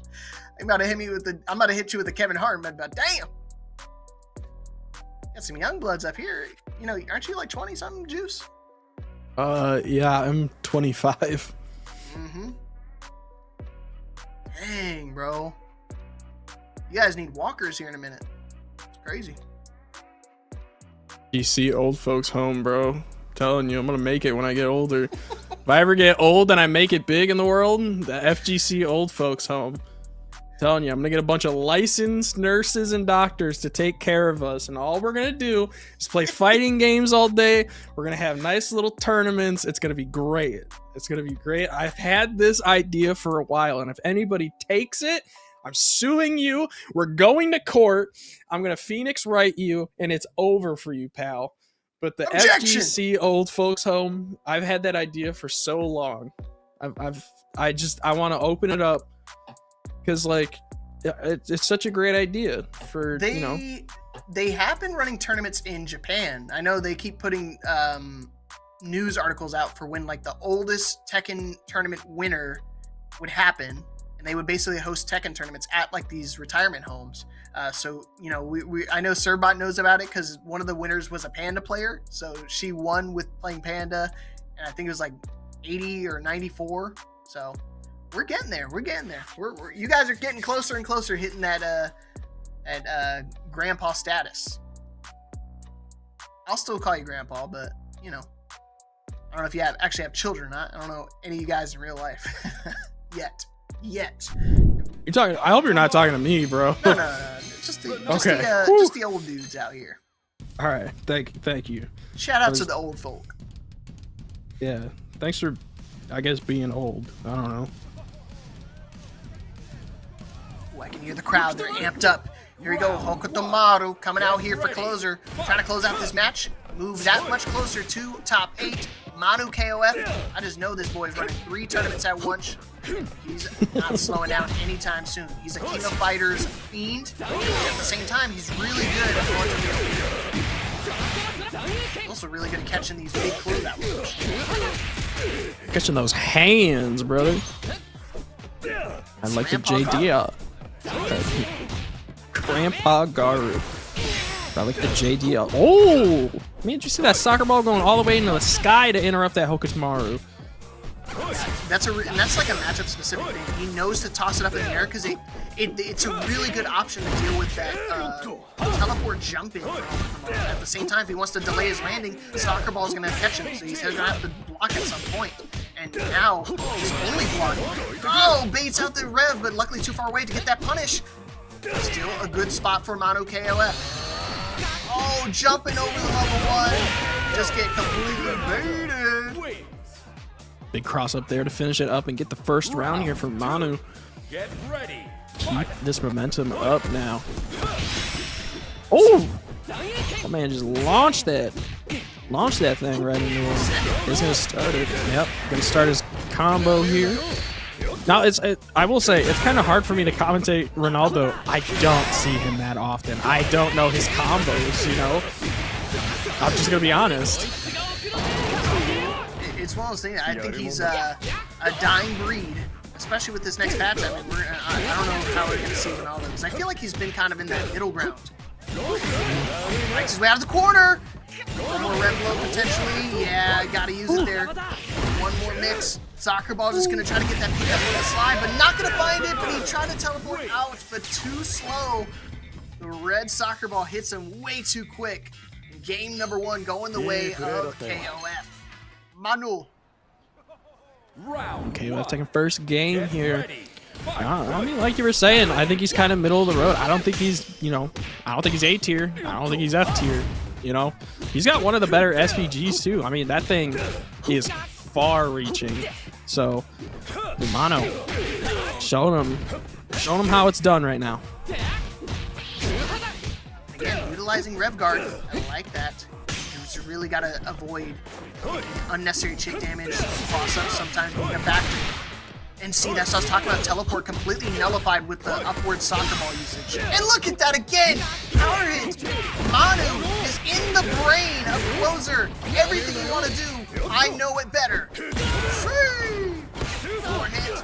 Soccer ball just using Rev Guard to try to mitigate some of that damage, but he's in a really bad spot right now. Stuck into the center stage, but look at this life deficit. Oh. Yeah, the soccer ball setups there and everything. You were getting into a flurry of blows there with the ball setups there. So let's see what he's gonna have to do here. See if he's gonna survive for Closer, or if Manu's gonna take it and move on to top 8.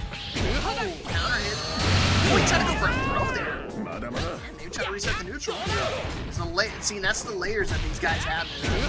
Still getting the use of. Trying to go for another throw, trying to swap sides, but luckily Closer being too agile. Still willing to go for a lot of those agile moves like the teleport and jump in strategy despite catching all these soccer balls. Now, in a great spot, great advantage, just trying to jump, stay airborne so he doesn't get tossed up.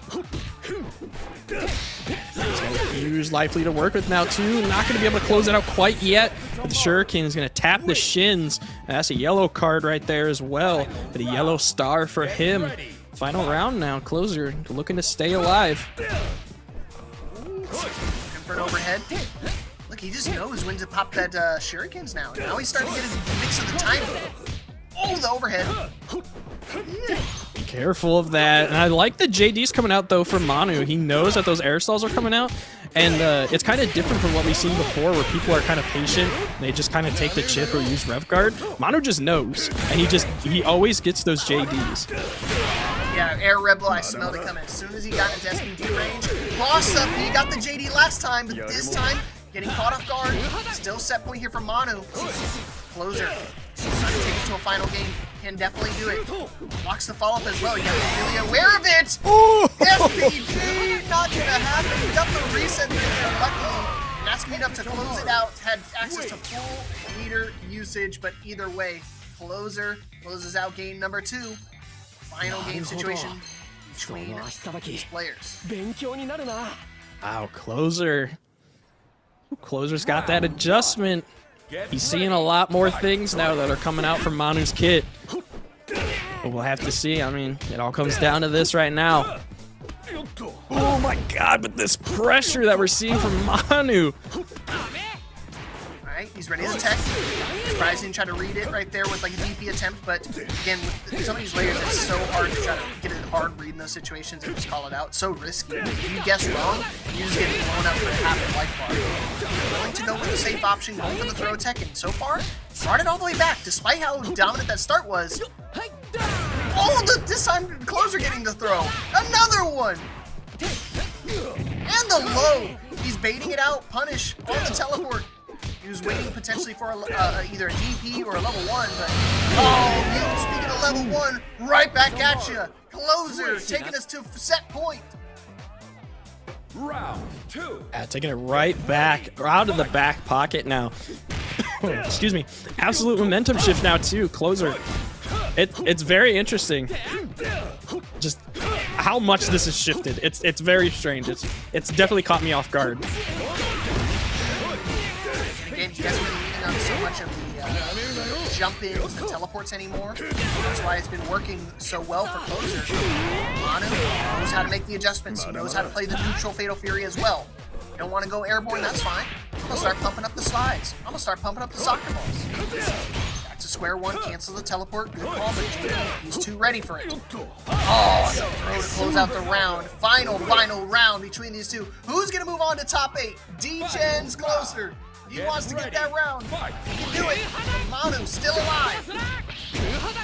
He's using a bunch of meter to start off with too, especially with how Manu's been with that pressure. You gotta be real careful. You just gotta get a bunch of damage off of this too, especially with that level 1. It'll take about that, 55% too, especially that counter hit now too. All that pressure in the corner. Red blow, saving lives. Green means go. And just look at that. No. He didn't get a punish. Oh, it's okay. It was a setup. The good old American reset. Close it out. Golazo. Manu KOF moving on into top 8. And the Ronaldo is going to move on to top 8. Closer, of course, still in it though. Just going to make the losers run. But man, the Ronaldo. It's interesting to say. The Ronaldo in top 8. I wasn't not expecting it. Seeing Manu in the bracket, I was definitely one of the favorites to not only make top 8 but to actually win the bracket. He's really solid with the character. You see right there, he knows how to make the adjustments. He knows how to play the character to a very high level.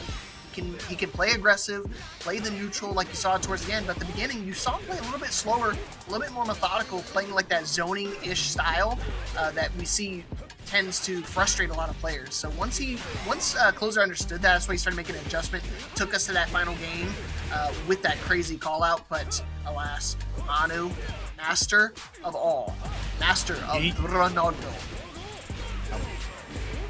I feel like it's so weird too, because like you were saying, there are very few high-tier Ronaldos right now that can come to mind, at least for me. I mean, somebody can correct me in chat if I'm wrong, but there are very few of them in the wild, I will say. But I feel like it's so weird to probably play against that. Like, would you agree? Would you disagree? I mean, how do you feel? I would say so. It's tough to make your approach. Like, you really can't start just willy-nilly jumping in because soccer balls will catch you galore. So we're gonna have to see how Diaz makes that approach. So you can see top 8 has been set. Diaz against Manu KOF on that winner semifinals, along with Alex Smith and Pace. Who do we got on that loser side, Brody? No way. No way, dog. We got our man King served by the T-Zog lit. I'm telling you, dude. He's top 3. I'm telling you, top 3. I'm telling you. Still telling you. We're going to wait for his opponent just because we were waiting for that match, of course, that we just watched with that qualifier. So we're going to wait for that match now. For that to see who Surfbot will play in that top 8. And then we got Cloud and Sir Loin in the losers top 8. Man, I'm excited. He made it. Dude, I'm so excited. This top 8 is looking clean already. I mean, Cloud making it in through the loser side along with Sir Loin. But either way, I think every single match we're about to see right now is going to be a giga banger in a set. So make sure you guys help us claim these Matcherino codes. Let's get these players paid tonight. We're currently sitting at $70 in the prize pool right now, and we still have 20 codes remaining. So get those last 20 codes in, log in with your Google, your Twitch, whatever you want, get it done, and let's see who is going to take the tournament. What you laughing at? Nothing, bro. I'm childish, bro. You burped. It's funny. Shut up, bro. Indigestion, it happens. bro, I'm a child, bro. I think it's funny. Like, farts and burps are funny. I was saying, I'm glad it wasn't a fart. So. Oh yeah, well, that would have been funnier. I would have been dying. But no, this top 8 is like an absolute. It's gonna be good. Like, I'm glad I came back, because I mean, you have Diaz, you know, the absolute goat, Hotaru, who has been just dominating the weeks and showing why Hotaru is one of the top characters, going against the Ronaldo, which is gonna be interesting to see, because you have a character that has a reflect. Rome, bro. I'm trying to be analytical, bro. You know, I was my man said, "Poop." Well, I'm trying to be analytical. Like, come on now. Yeah, no, Rome, not even Batman would have beat that out of me, son. I would never admit that on stream, but I'm glad. Dude, I fart. No, you know when I fart during SPD. I don't do mental warfare. I do chemical warfare too.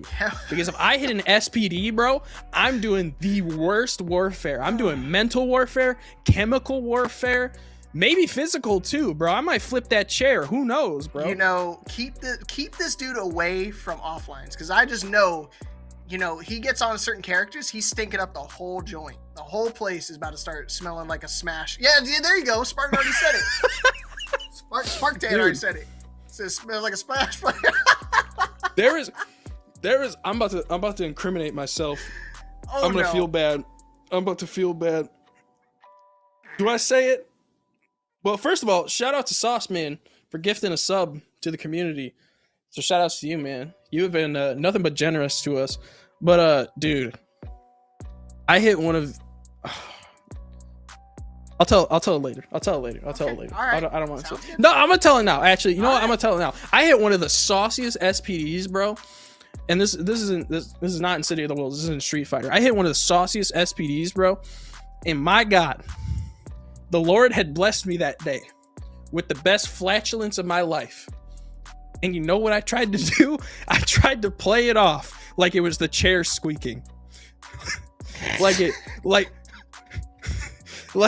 No, hold on. Stop. No, stop. I need you to look at me, bro. I need you to look at me, bro. I need you to look at me. Bro. This is a grown ass man, everybody. He's telling this. All right, go ahead. I'm listening. I'm looking at you. I'm looking you dead in the eyes. Bro, I need you to look at me.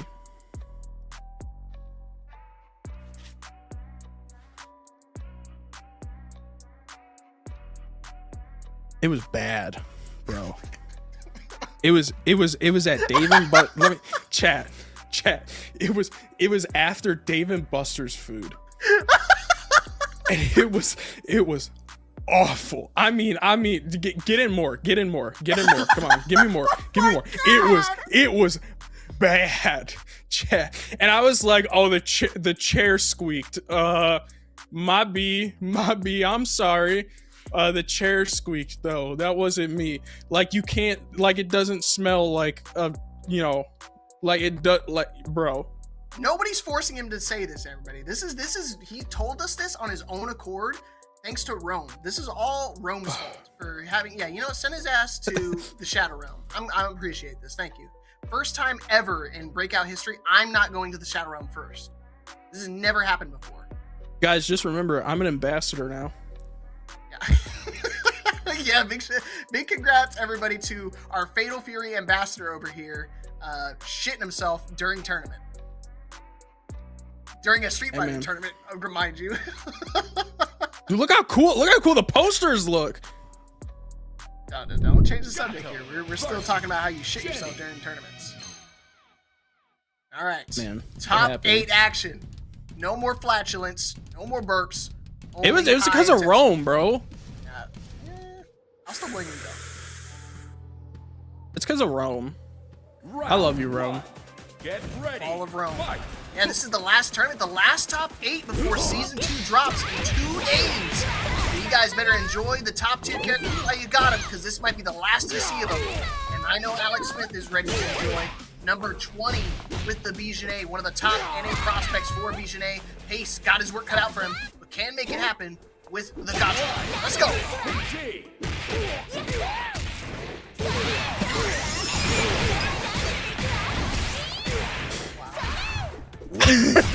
Bro is distracting our players. Ah!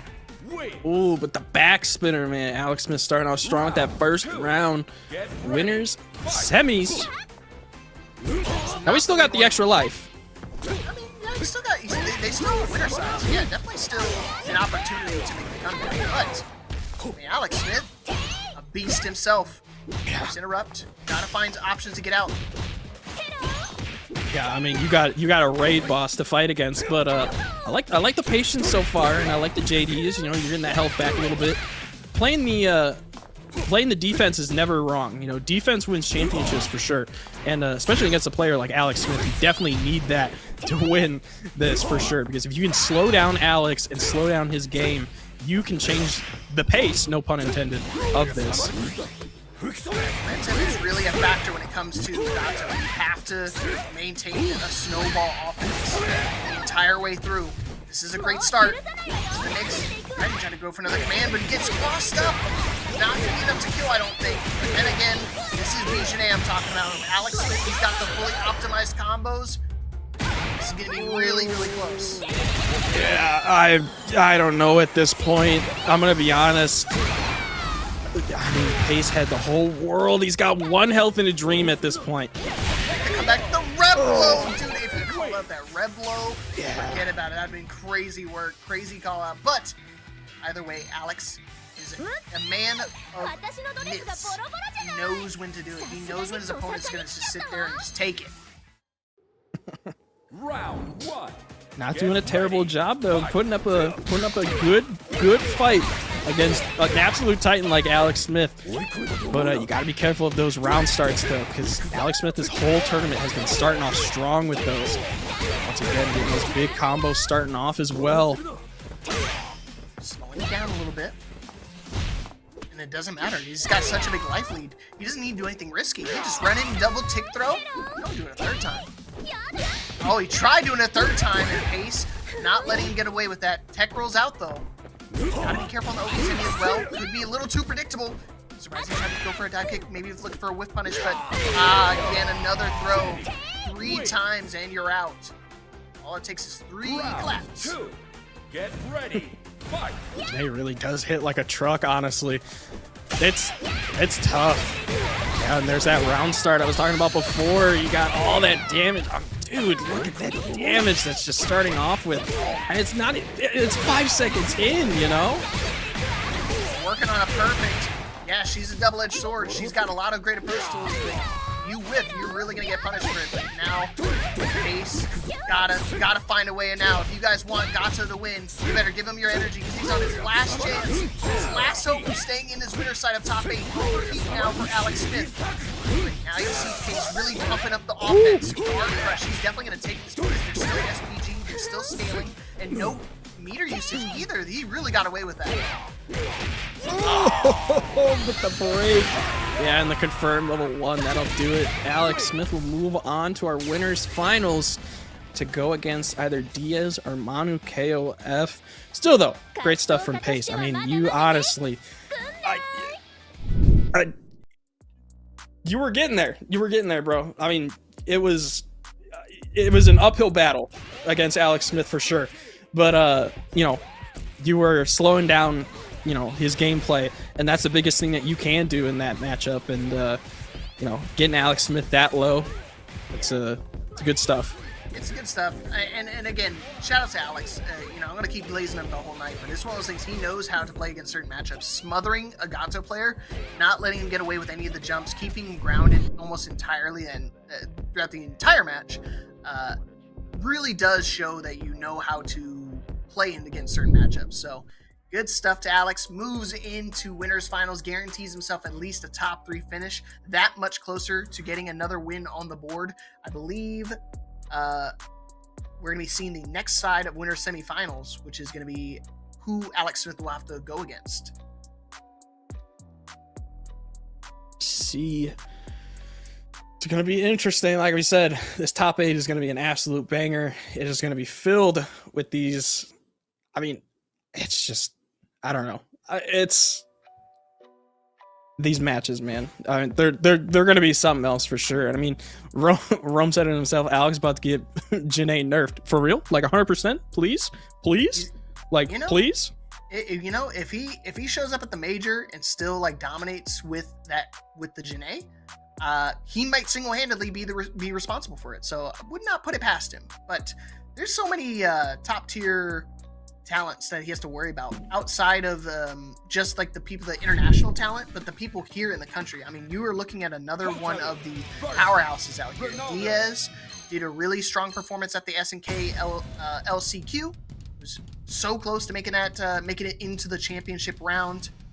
I think Manu actually did make it in, right? I forget. It feels so long ago, but it was only just a few months ago. Round 1. I can double check that really quick if you want to take over for me. Nice, but here we go. Other side of winners semifinals. Diaz trying to get win number 7 tonight. He's in winner's side of top 8, but he's got his work cut out for him. He's got to deal with Mono KOF. Hasn't been showing up all too often, but when he does, he definitely makes a splash.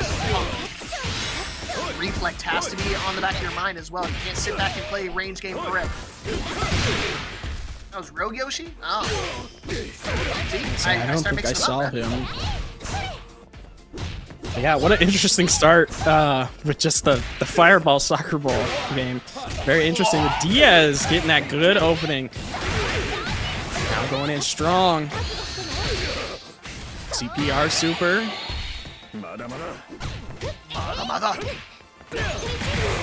Say it with your chest there, Ronaldo. Oh, the thumbs up! Oh, he gets confirmed. Slide, going straight to red blow. SPG now in for Diaz. And now puts himself over the along with them, but it's okay. Red line finds its mark. Wham bam, thank you, ma'am. Close out that man. Let's get that. It's gonna be. Wow, that didn't kill. I was waiting for the grand finale. I thought it was gonna kill for sure. Oh my goodness. Holy mackerel! What a call out. Yeah, that was about to be a guard crush situation. So that was literally a do or die moment for Diaz. And now that's terrible for Manu. He used up all his meter. All his resources are now gone. Now he's got to do it the old-fashioned way. 101. Save that meter, bro. That was absolutely insane. The 1 health and a dream coming in clutch. Now you got all the meter you want in the world. CPR super coming out once again. What's gonna be the follow-up though? You got all you want. But the Red Bull Punish coming out. Guard cancel. Yo, double slide. Gotta be careful. Anti-air. Yeah, don't ask me why the reflect button for Hotaru answers all options, clips him out of the air as well. It's just such a good tool for Hotaru, and Diaz knows how to put it, how to make it work. First game going the way of Diaz after a heartbreaking loss from Manu. Definitely the momentum shifted once he lost that round. Round 1. Get ready. Fight.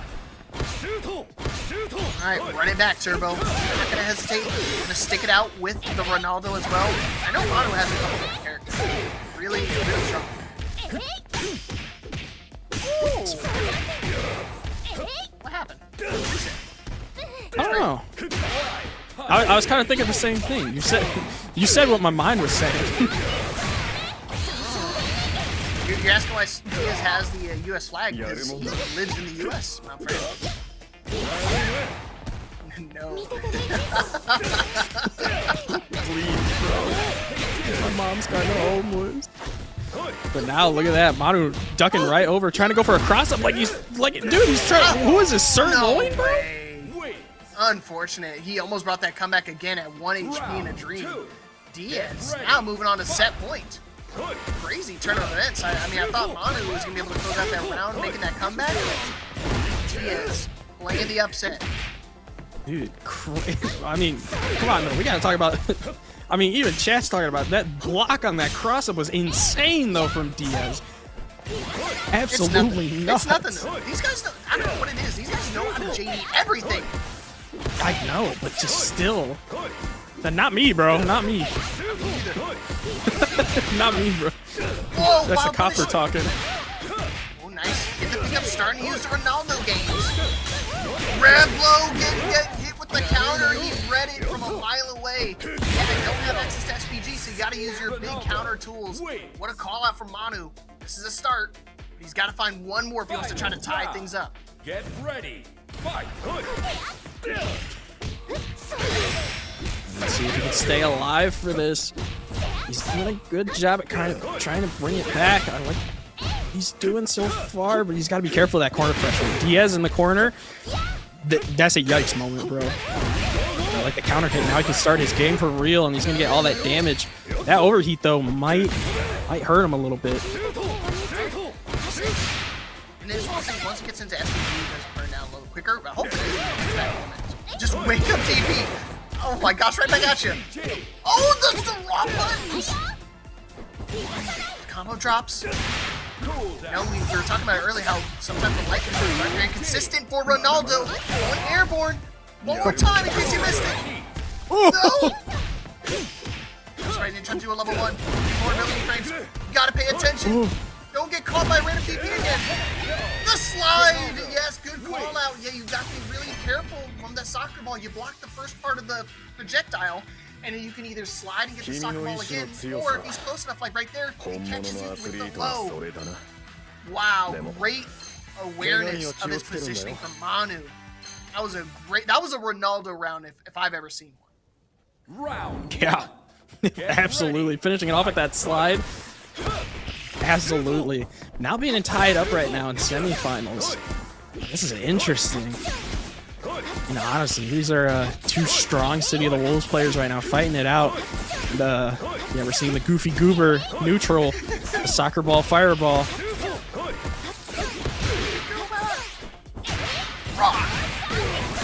Pick up off the broken version. You know he's got some. He is. Not steering away from the Otado. You know, a couple characters he tried here and there, but he's definitely been on the Otado for the long haul. He's been looking so dominant. Tonight is no different. He's got 6 wins for a reason. With one more win tonight, he'll make it 7. He's too strong with the counter. Hit him with that limbo. Lean with it, rock with it. One more round for Diaz, and he'll move on to the winner's finals. But don't count Manu out, because this is exactly where he was at last time. He brought it all the way back. Pressure can be your playground a lot of times, and people like that. It kind of fuels them up. Have to see him. He's got a good start right now, and he's going to get a lot of damage, but early overheat once again. I don't know, man. Especially against a Hotaru. It'd be a little tough. Again, really early overheat. He lives on that cliff side, that danger's edge. Doesn't find it too much. Gotta be careful though. Guard crush, inevitable. See that red bar at the top. One more hit! Oh, guard crush! Not gonna kill thanks to the damage mitigation. Level 1 Zoom. Your hands on the chest. Now Manu, he's been here before. Double. Oh, the interrupted trades! And the DP not gonna be enough to kill the throw from out of nowhere. Diaz knew he was gonna be able to close it out right there with something simple. And what a call out indeed, because now he's already moved on into winner's semifinals. No more soon, Spartan. Great stuff to Diaz. That much closer to win number 7. One step closer to win number 7. But man, Manu just right on the back foot. He's close. He's still close. So don't count him out quite yet, because he's right on that back foot, right on your heel.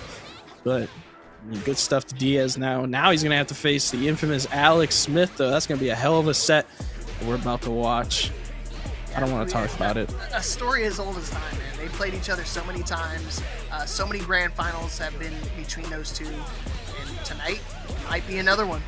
Again, with players still in the bracket like Servbot, Pace, and now Manu as well, you never know. It could be somebody's night. All they need is a little bit of momentum, a couple of lucky breaks here and there, and it'll be lights out for them. So not over for Mono KOF, so if you want to see some more Ronaldo, stay tuned, because we still got some more loser side action to run in the top 8.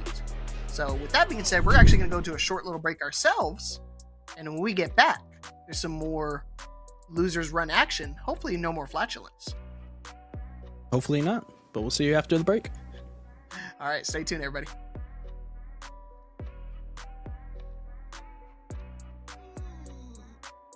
Go to the break, please. Nah, I'm just messing around. Claim those codes while we're on break.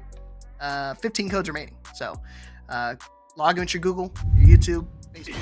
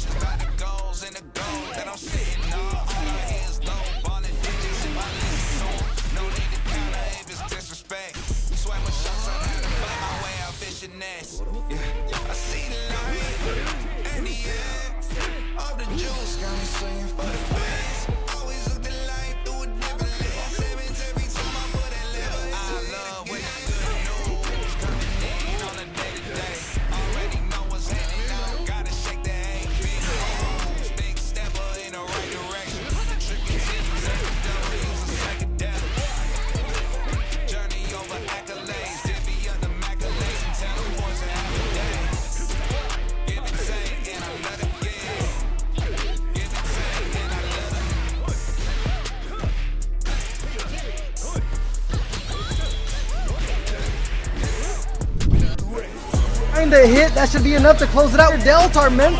The reverse sweep where Super Grand is going to close it out. He can close it out, and he does it!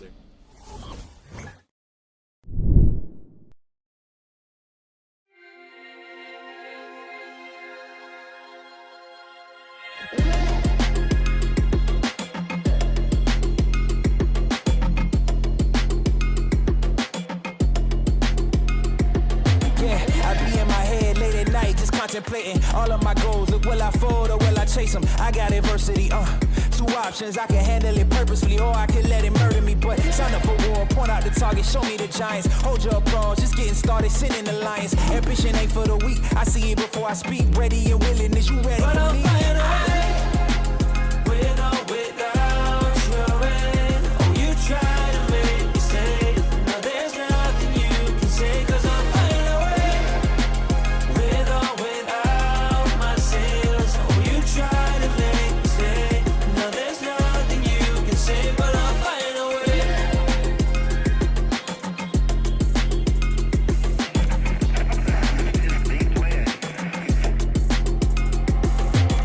I ain't looking for handouts, I'm looking to stand out. Got the vision coming, watch how it pans out.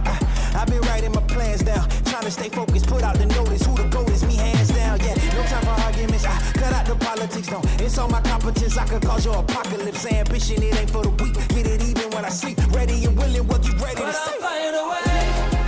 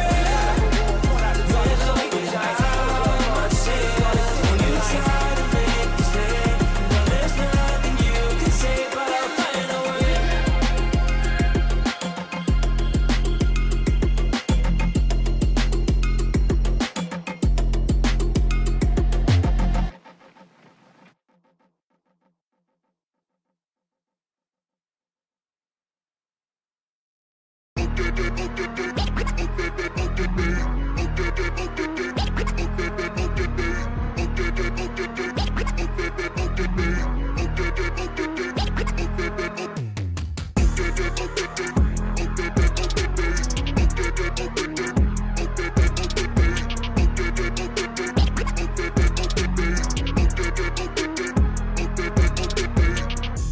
dreams of whip clean, I shift mean green, sip lean, and the ops don't know. Free up my team with a big, big dream, and a me, man, never go pro. See man up in the trap, but I know how to react, po-po, no, I never so cold. Come win up in the back, get a back, you don't want this.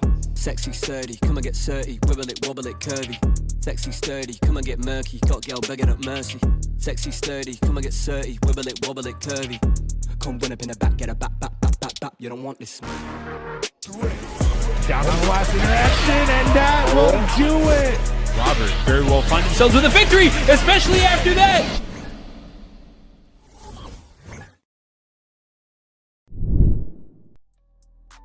All right, welcome back, everybody, to Top 8 City of the Wolves Week 33 here for Breakout Series. I am Dat Boy Juice here with the all-loving Mr. Leapfrog. How we feeling? Dude, I'm excited, man. Top 8 has been really sick and has not disappointed in the slightest. There were some crazy matches already happening, and we still got a lot more coming on the first round even. I mean, this top 8 has been nothing but great stuff. And, with this next match, I don't know who could go to. I mean, Sirloin's been playing really well, but when it comes to Just Cloud, you count a Preacher out, or you kind of disregard him for a moment, and they kind of blow you up. They've got great combo routes. I mean, we were talking about how strong Bijane combo routes were, but Bijane, a whole nother beast. Yeah. I mean, Preacher and Bijane are two of those characters that once they get you open, I mean, good luck. You are going to explode with some damage. But now we are looking at the bracket here. Dang, So okay. this was previously, the top 8. We got the Diaz and Manu who have played, Alex Smith and Pace who have played. Now we are getting into our losers side, which is King Servbot. And how do you pronounce that, man? Gat's Anonymous. I believe he would probably be called Gat's Anonymous. But I was just about to say I'm really impressed. The Degenerate Gaming boys start Gat's Autonomous. Gats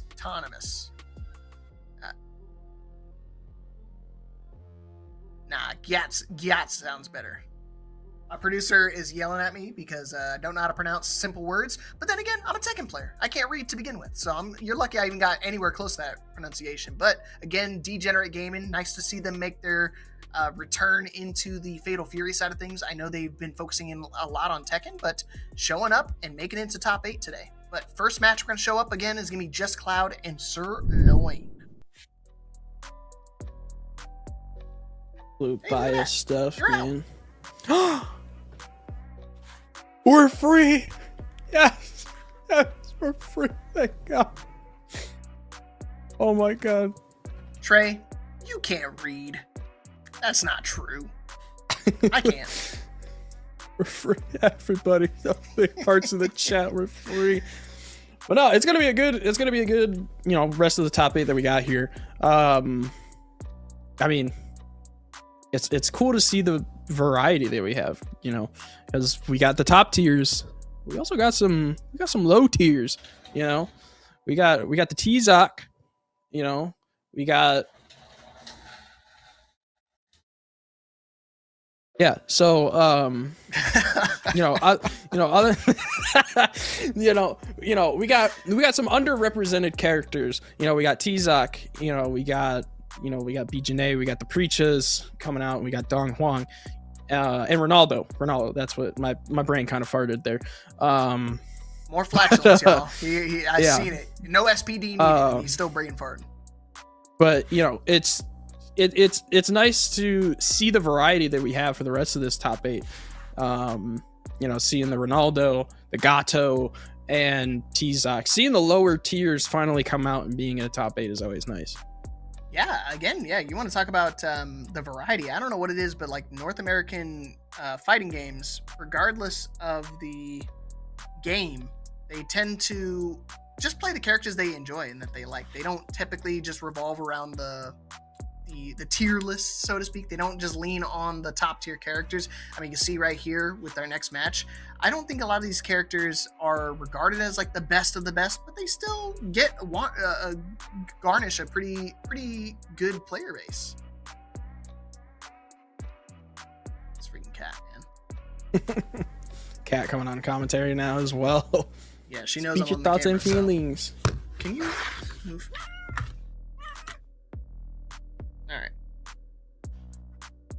All right, but again, I think Preacha really does thrive in this matchup. She, can play that, range 0, range 4 mind games that makes it really difficult for Kim players to start applying their offense, start doing that, the looping special for kickboxers. And when Preacha is able to kind of inflict her own kickboxing mix, it makes it really a frustrating match to deal with. No, for sure. And Preacher too, having the I don't know if you want to call it a projectile super kind of, but the projectile that kind of goes up kind of can catch Dong Huang kind of off guard, being in the air so much too. So no, I agree. I think Preacher definitely kind of has the upper hand in this matchup for sure. And look at that kitty. Kitty making an appearance. This is Armor Kitty right here. If you guys don't know, she is a Tekken fiend. She loves to do electrics. I don't force her to play on my fight stick, but I'm sure one day we will get her to come play a tournament for us. Commentate. My cat uses stick. Mm-hmm. That stick. Oh wait, no. Camera awareness. That stick right there is her stick. Nice. Who's got Cheez-Its by the bed? That is diabolical. Or they're hot honey Cheez-Its. Hot honey Cheez-Its. No wonder he be farting while he's playing, dude. That's crazy word. Stop talking. Dude, we were past it. You keep bringing it up, bro. Stop talking about it. You're making it really difficult, bro. You have some crazy stuff, man. Yeah, you're like, oh, and then for dinner I had chili. That's not chili, bro. They're Cheez-Its, man. No, I meant they're like just normal Cheez-Its. Flavored to be hot honey. They're delicious. They're amazing. They're great. If you guys haven't had them, go try them. They're great. I'm stuck on the traditional Doritos, like the nacho cheese. But then again, my diet consists of Mountain Dew and Hot Pockets, so it's kind of justified.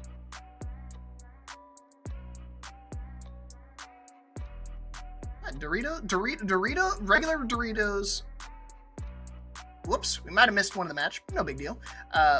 Regular Mountain Dew and nacho cheese Doritos. It's the go-to gamer diet. It's what set the tone, the precedence of the MLG tournaments and montages, bro. You should know. 360YY Lama Lammy. Hit markers. You are giving me nothing right now. I am trying my best. My man is just slumped. What? Yeah, bro. I know what you're talking. No, production had to tell us in our ear just a moment ago that we may have missed game number 1. But it's okay. You probably got game number 2. Maybe. Wait, but who won game? Oh, I guess we'll find out in a minute, bro. Dude, I'm getting ahead of myself. It's all good. You know what, dude? You're so right, man. What is this color? No more Joker? No white lipstick. We got the gray going. Let's get it. We're getting right into it, too. This is loser side action, y'all, so loser will be eliminated from the tournament. Sirloin, already starting off hot. Alright, Cloud. Focus on some defense, which is kind of tough to do against the game, because like you have to find an opening so you can start pressing your own buttons, but that is not the button you want to use. Thankfully it drops right there, so you found another opportunity to get back in, but I don't think he's going to drop this one. The Preacha B&B, we love to see it with the weak point. Doing a bunch of damage there. Love to jump over, gonna throw, confirm right into the corner. Rev blow. Gonna get some extra damage. Put Sirloin in SPG. Throw once again coming out too. And that throw comes out so quickly too. It is hard to see coming. But Sirloin getting the confirms. He's gonna take the first round. And it looks like Sirloin has taken the first game as well. So now on set point. Yeah, that's what I was talking about. You give Preacha any type of advantage or any type of momentum, and Next thing you know, she starts to run away. That was a very close first round. Oh, counter hit again, but luckily just getting the dig off of it. Just a sneaky throw, but hey, damage is damage. Absolutely. Especially when you're in losers, all the damage that you can get early, definitely, you know what, just take it. Take as much as you can early. Because in losers, you definitely need it. Ooh, I like that little bait though, that dashing bait off the EX. Super smart there. He got the hit confirmed, but just got clipped still on the wake up, or after the, you know, the actual hit animation finished. He's got to come back though. He's gonna have a tough time. His EX dashing in. Still alive, still an opportunity. Ah, but the lows are gonna be enough to be able to close out the set. 2-0 win for Sirloin. Moving on in our bracket, unfortunately for Just Cloud. Run ends here, but still a top 8 finish. Nothing to scoff at. 7th place amongst the demons that we have in our bracket is definitely something to be proud of. Don't worry about it too much.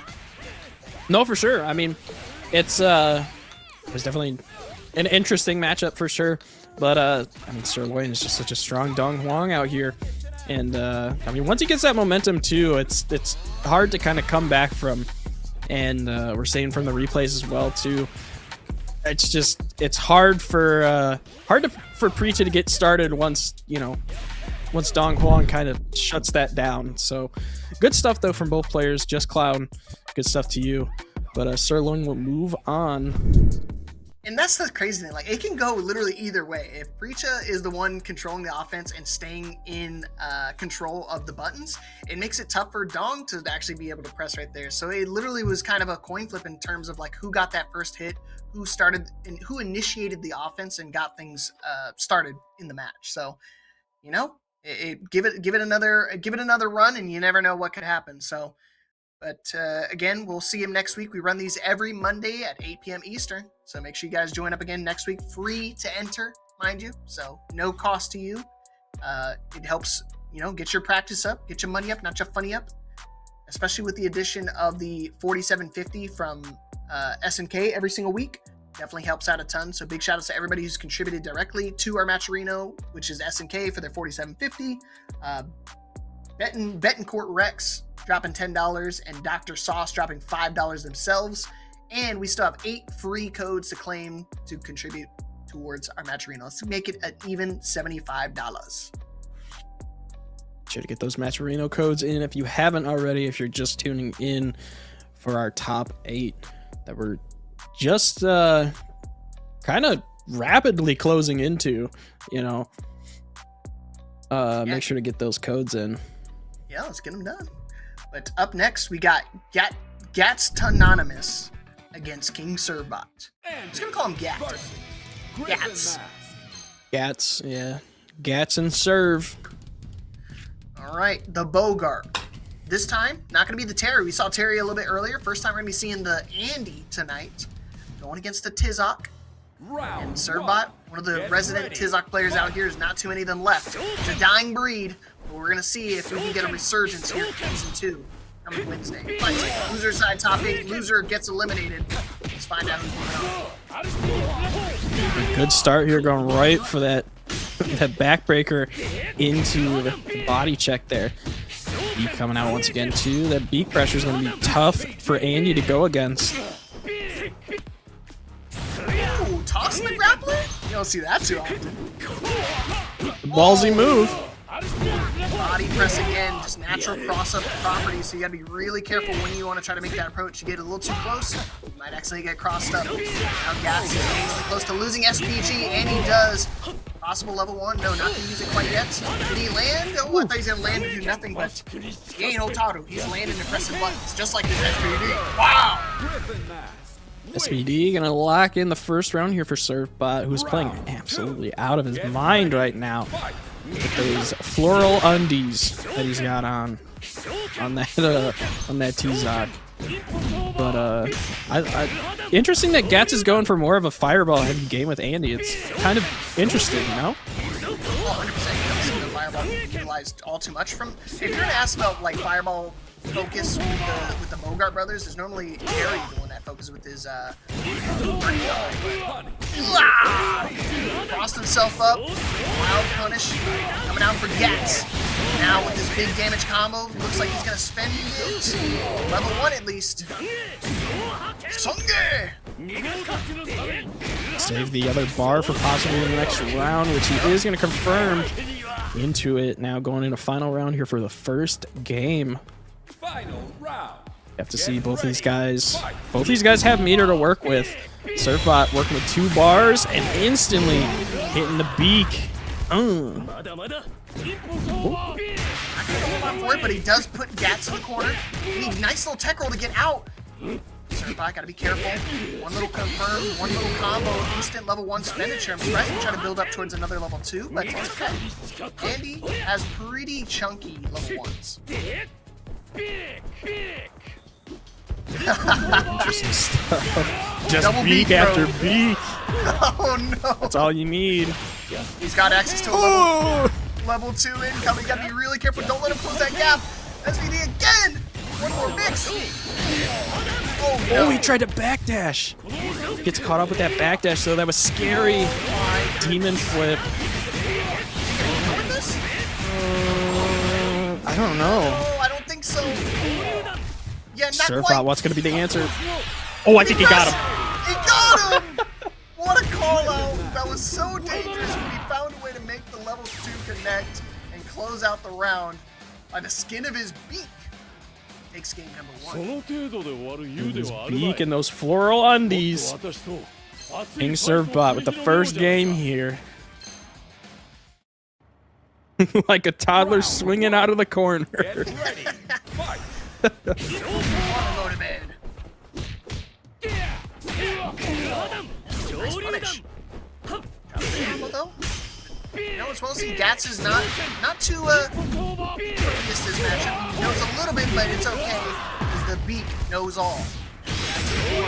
Wake up, DP. Just do it again. Oh yeah. This is the point where, I mean, Gats, I love the pressure that he's putting on, but Gats has got to be careful when he's going up, all the way up into his face like that. He's got to be careful of an SPD. I mean, if you're putting on that much pressure, I love to see it, but Surfbot can wake up an SPD. That, like, it's the #1 grappler move to do, you know? Wake up SPD. That's all you need to do. It sucks because, like, how can you keep a Tizok in the corner when they have the options to that? So it's one of those things, like, sure, Tizok may not have the strongest movesets, but in certain situations, he kind of thrives. He's going to have to be careful of his life, though. I love the hyper defense, but unfortunately getting caught out after. I think he was trying to go for some guard cancel possibly there. Yeah, but I think he tried to go for, like, a 0 frame. Unfortunately, the strings from Andy way too quick. Really awareness around his space. Doesn't matter. Still an opportunity for Surfbot to take it back. Gats getting the JD actually takes him out of SVD to regen some of his life. So not able to optimize that combo even more than he wanted to.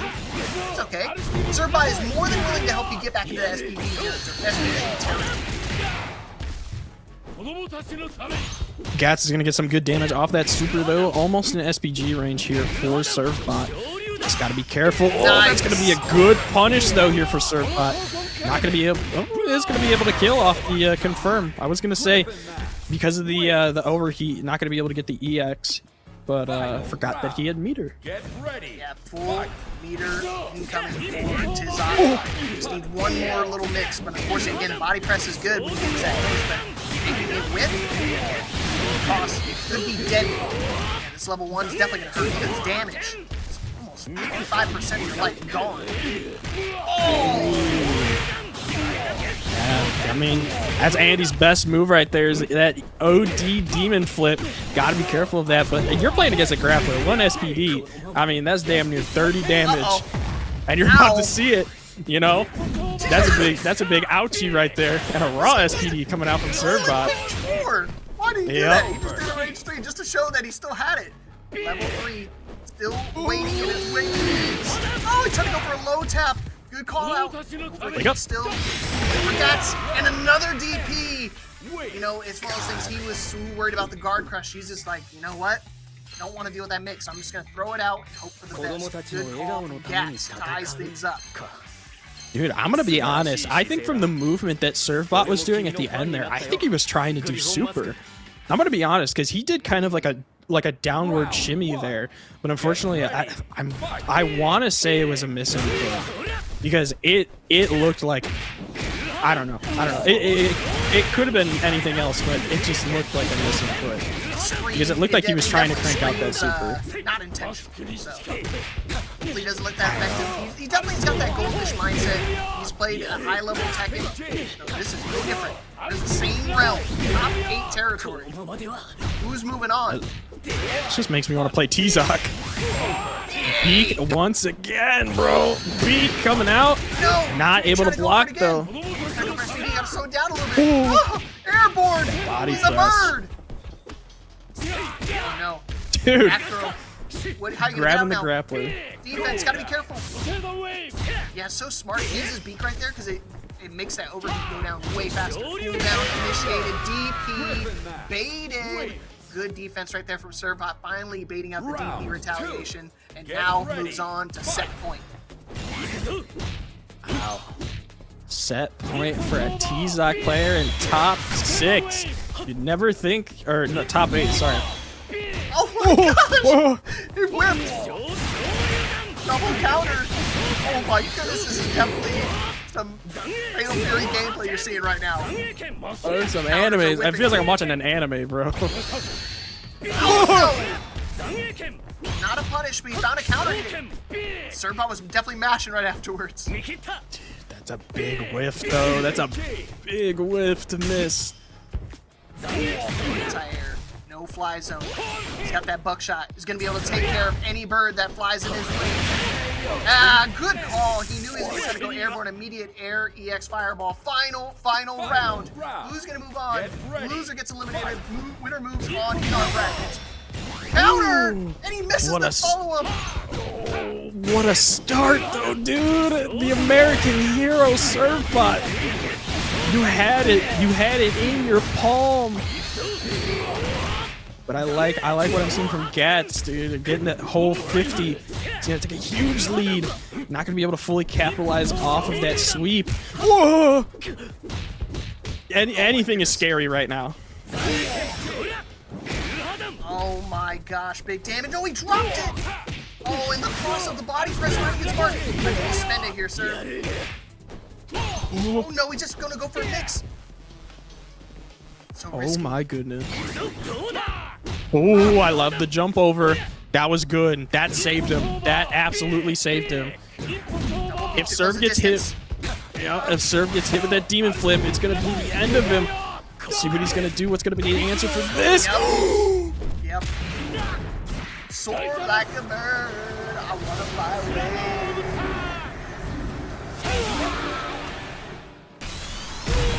Boom! Servbot moving on in the bracket defeats Gats. Close match. It was a final round situation, and he just caught him easy. Hit confirm into the level 3. And what a set. And we still got a T-Zoc moving on in our top 8 bracket. Great stuff, dude. Look at that. He can't even believe it himself. Wow, an absolute clutch Revlo super in that corner. Dude, any type of conversion, Gats could have DP braked anything, and Servbot would have been down and out. That was an absolute nail biter. That was insane. I mean, you were seeing, dude, absolutely dude, this has got to be one of the best sets of the start of this year. Oh my God. I mean, we're starting off the year good. I'm just saying. Yeah, like I said, this top 8 is not disappointing the slightest. This is a loser side match, y'all. That felt like a winners finals Giga Banger set. It went the distance. Breakout and Degenerate Gaming have had their duels several times in the past. They've had like a Bloodlines matchup both in Tekken and in Fatal Fury. And to see how much Servbot has grown since he started picking up this game, it's, again, I'm really proud of him. And Jay saying the same exact thing. I mean, we're all kind of novices to that 2D aspect, and he's came back, and look at that, he's making top 5 in this Breakout series tournament. Yeah, it's no joke, honestly. And even looking back at that final replay clip, dude, he got that red blow off of a dodge attack, off of a forward. If I'm not mistaken, that's forward dodge attack, because down dodge attack is his beak. And if I'm not mistaken, I don't know. I'm losing my mind a little bit, because we have a T-Zoc in top 5, and it's just absolutely nuts right now. But like, off of a dodge attack, just putting it out there. You know, you would never think to use dodge attack, but like just swing it out there. You know, why not? And then just knowing that it can, like, the moment it confirmed, just super, and it's over. You know, it's that type of recognition. That's a Tekken player, bro. That's a Tekken player. Yeah, the great risk comes a great reward. So good stuff to Serbot. Definitely showing his prowess in not only just fighting games, but just the mental aspect it takes for this game. You have to have a really strong mental just to be able to read on your opponents. So good stuff to him. Moving on in the bracket. Still got a little bit more work to do if he wants to try to win it all for you, but you can still make it happen. Still possible. Still in the cards, technically. Still a 1% chance is still a chance. Yeah, I mean, he has to face Manu KOF or Sirloin. Either way, kind of, I mean, T-Zoc has tough matchups with any character, but, you know, I'm thinking it's going to go one way or the other. I mean, if you have to go against, you know, Mano, you got Ronaldo, a very projectile-heavy character, and T-Zoc's going to struggle with that. If you have to go against Sirloin, you know, Sirloin's going to dance around you, but, oh, those lips, bro. Godly. If you go against Sirloin, though, you know, he might dance around you and stuff, but he's going to be close to you. You have opportunity to hit those SPDs. So it'll be interesting to see, A, who's going to move on, but how Serve is going to manage, you know, the next winner. But, dude, forward dodge, man. I am reminding everybody of these buttons. Remember, you have dodge attack, guys. I was going to say, I think he just inspired this man. He said, wow, forward dodge, let me just throw that out round start. And I don't even think he believed it was going to hit, because he found the connection and didn't get any real follow-up on it. But it's okay. As long as you get the damage, that's what matters. Manu, controlling the game, controlling the approach. And all of a sudden, Sirloin, one little attack, one little opening, he's going to start doing the Kim Dong special. Wow! Again, man, that super does so much damage. Is that just me? You know, it's definitely something. What he needs to do, right? He doesn't. I feel like it does a lot of damage, bro. Come on now, Sirloin. More loot. Do the EX version, of course he is. Got the connection, but not able to get the full conversion. Won't throw out of the red blow here. Overheat now, no more red blow for him. Got it to keep it simple. Not able to catch out of the air. No punish though either. And the throw. Wow, Manu.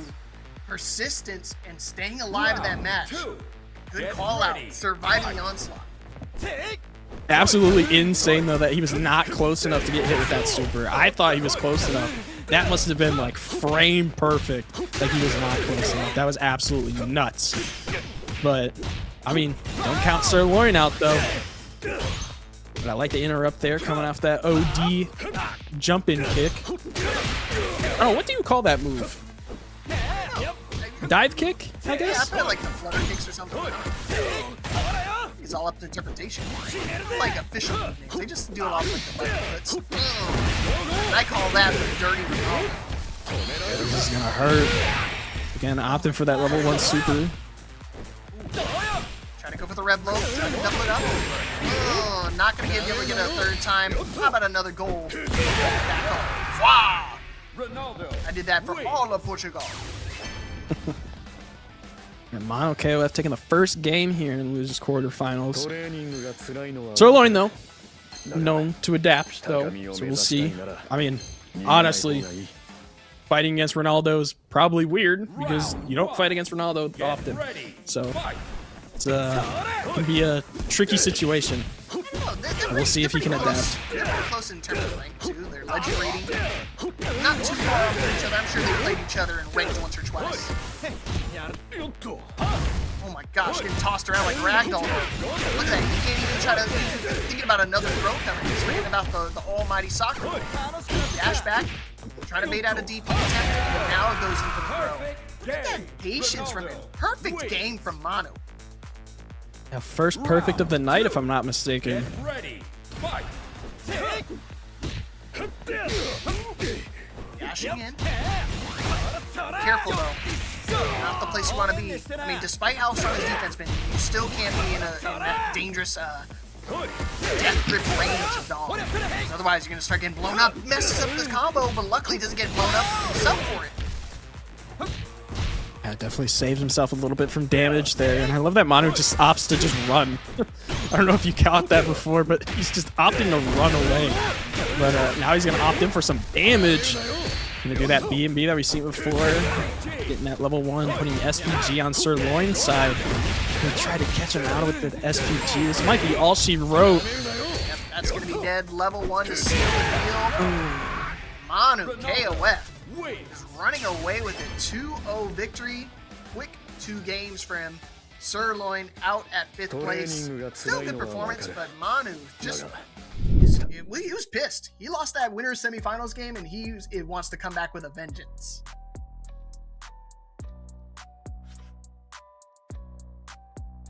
Dude, you are like statue steel. Oh my! I was doing the Ronaldo. Sorry. Oh, okay. It was good. Yeah, Thanks, man. You got me. I was doing the Ronaldo, but no, I mean, good stuff. Good stuff to Sirloin. And I would like to correct myself. I totally forgot. I got a little ahead of myself. Sirbot has to face Pace. I forgot about that.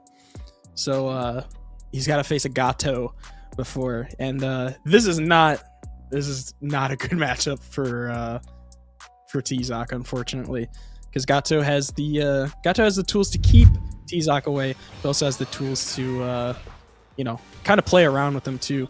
Looking at these replays, man, I mean, Manu, he had control of the whole chessboard. I mean, it was hard for Sirloin to start his game in the air. It just, I don't know. Yeah, I don't really know what to say. It was tough because like once Manu started to play a little bit more defensive focused and started playing a little bit back, how do you make the approach into the soccer balls? Unless you have distinct knowledge on how to enter in, you have that matchup knowledge against the Ronaldo in particular, it can be really scary to make that approach, because otherwise you're going to just keep running into the soccer balls. You can do the dive kick right afterwards to send it back in, especially if he does the EX, the red soccer ball as well. So either way, it was a tough task to ask, because he was just Manu was just a really commanding player. So Sirloin, don't hang your head, man. 5th place, nothing to scoff at. Again, the number of entrants that we have in here is not indicative of the skill. The talent that we have, Manu, along with everybody else here in our top 8, have a very good chance of making it and winning the whole tournament. Yeah, always take your losses, never take them and, hang your head low. Always keep your head high, because you can take them and learn from them, especially when you get to play against people like Manu, or when you play against Alex or Diaz. You get to learn, with these high level players, which is always nice. But now we're gonna rip off this band-aid, because now we got the T-Zoc and the Gato. Servbot, get out the damn chat. You're playing in the game. Round 1. See it happen. Get ready. I know my man's fully reclined in his lazy Probably giggling that he got top 5. I wouldn't be surprised if he got a freaking a T-Zoc mask now. Wow, guard cancel and immediate SPD. Good call. Wow. I think he tried to do that a little bit earlier in that first match. Just needed time to warm up. Now he's hot. He's hot. That's hard to do. That's a hard input to do as well. But look at the patience here from Pace too, knowing that at any moment the SPD can come out. You gotta be careful against T-Zoc, man. Yeah, luckily combo's not gonna kill, even with the level 1 addition in this combo. Not gonna be enough to kill. Oh, SPD. Oh man, dude, look at that one hit, and he just dashes it again. The persistence from Servbot. He just wasn't you tech wrong. Guess what? You're gonna die. Get ready. Fight. Yeah, I think I don't think the patient game is gonna work, unfortunately.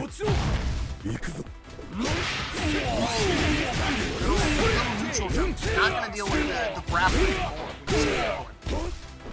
That's where Servite gets upset, because, you know, in Tekken, King can grab you out of the air. Even if you do the command throws, they still catch you out of the air during certain animations. So, not flying here. You go airborne, you're completely safe. Only for a moment, only for a time being. He's trying to bait it out, trying to bait out a DP attempt. He's faking out the SPD, Oh my and he's baiting gosh. it out. I knew it, bro. I was baiting it out. I felt it in my bones as a grappler main. Dude, I thought that was a Nah, it's that 30%, bro. That 30%, it's killer. Air rev blow, got him. I'm about to Landing, leave. bro. I'm about to leave this damn room. I'm gonna. Ooh, I smell good. I just lifted up my arm. I smell good. But I'm about to leave, bro. Jay is running laps around his house. This is wild. Onyx, how you feeling, man? You liking what you're seeing? You know, they were talking about it in the YouTube chat. They were talking about how they like the Tizok costume. So very rare you get to see Tizok being utilized. And different character, same serve. I couldn't have said it better myself, Michael. I can only imagine what's the giggle that Serve has right now, bro. I know the laugh he did at the Chun-Li trials, bro. That's the laugh I can imagine him doing right now. And dude, I can't. Oh! No, he messed up the follow-up.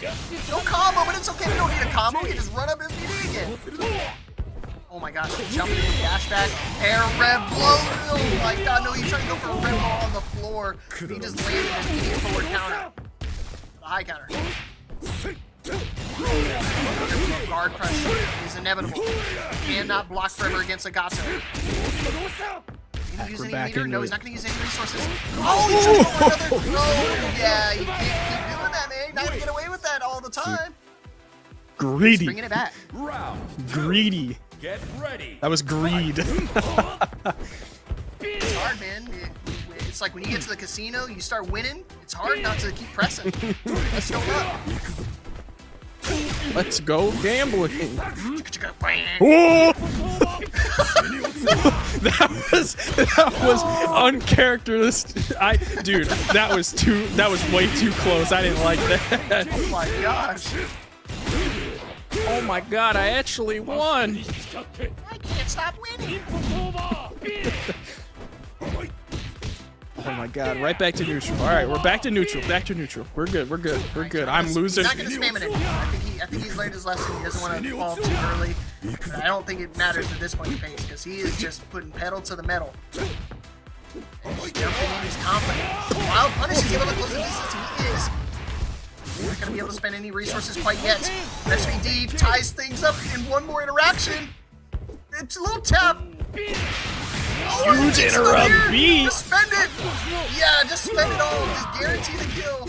Toddler in the corner, just throwing buttons around. And guess what? Those buttons are the win buttons.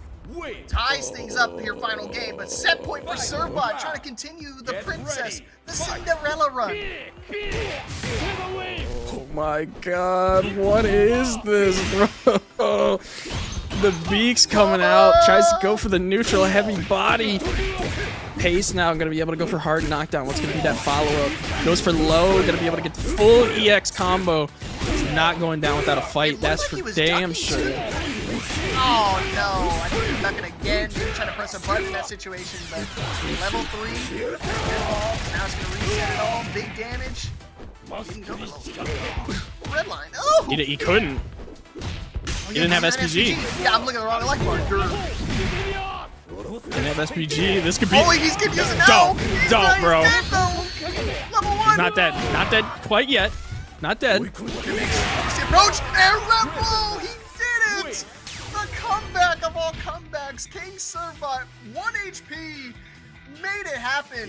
I've said it before on Tekken. You give this man an inch, and he's gonna take the whole thing.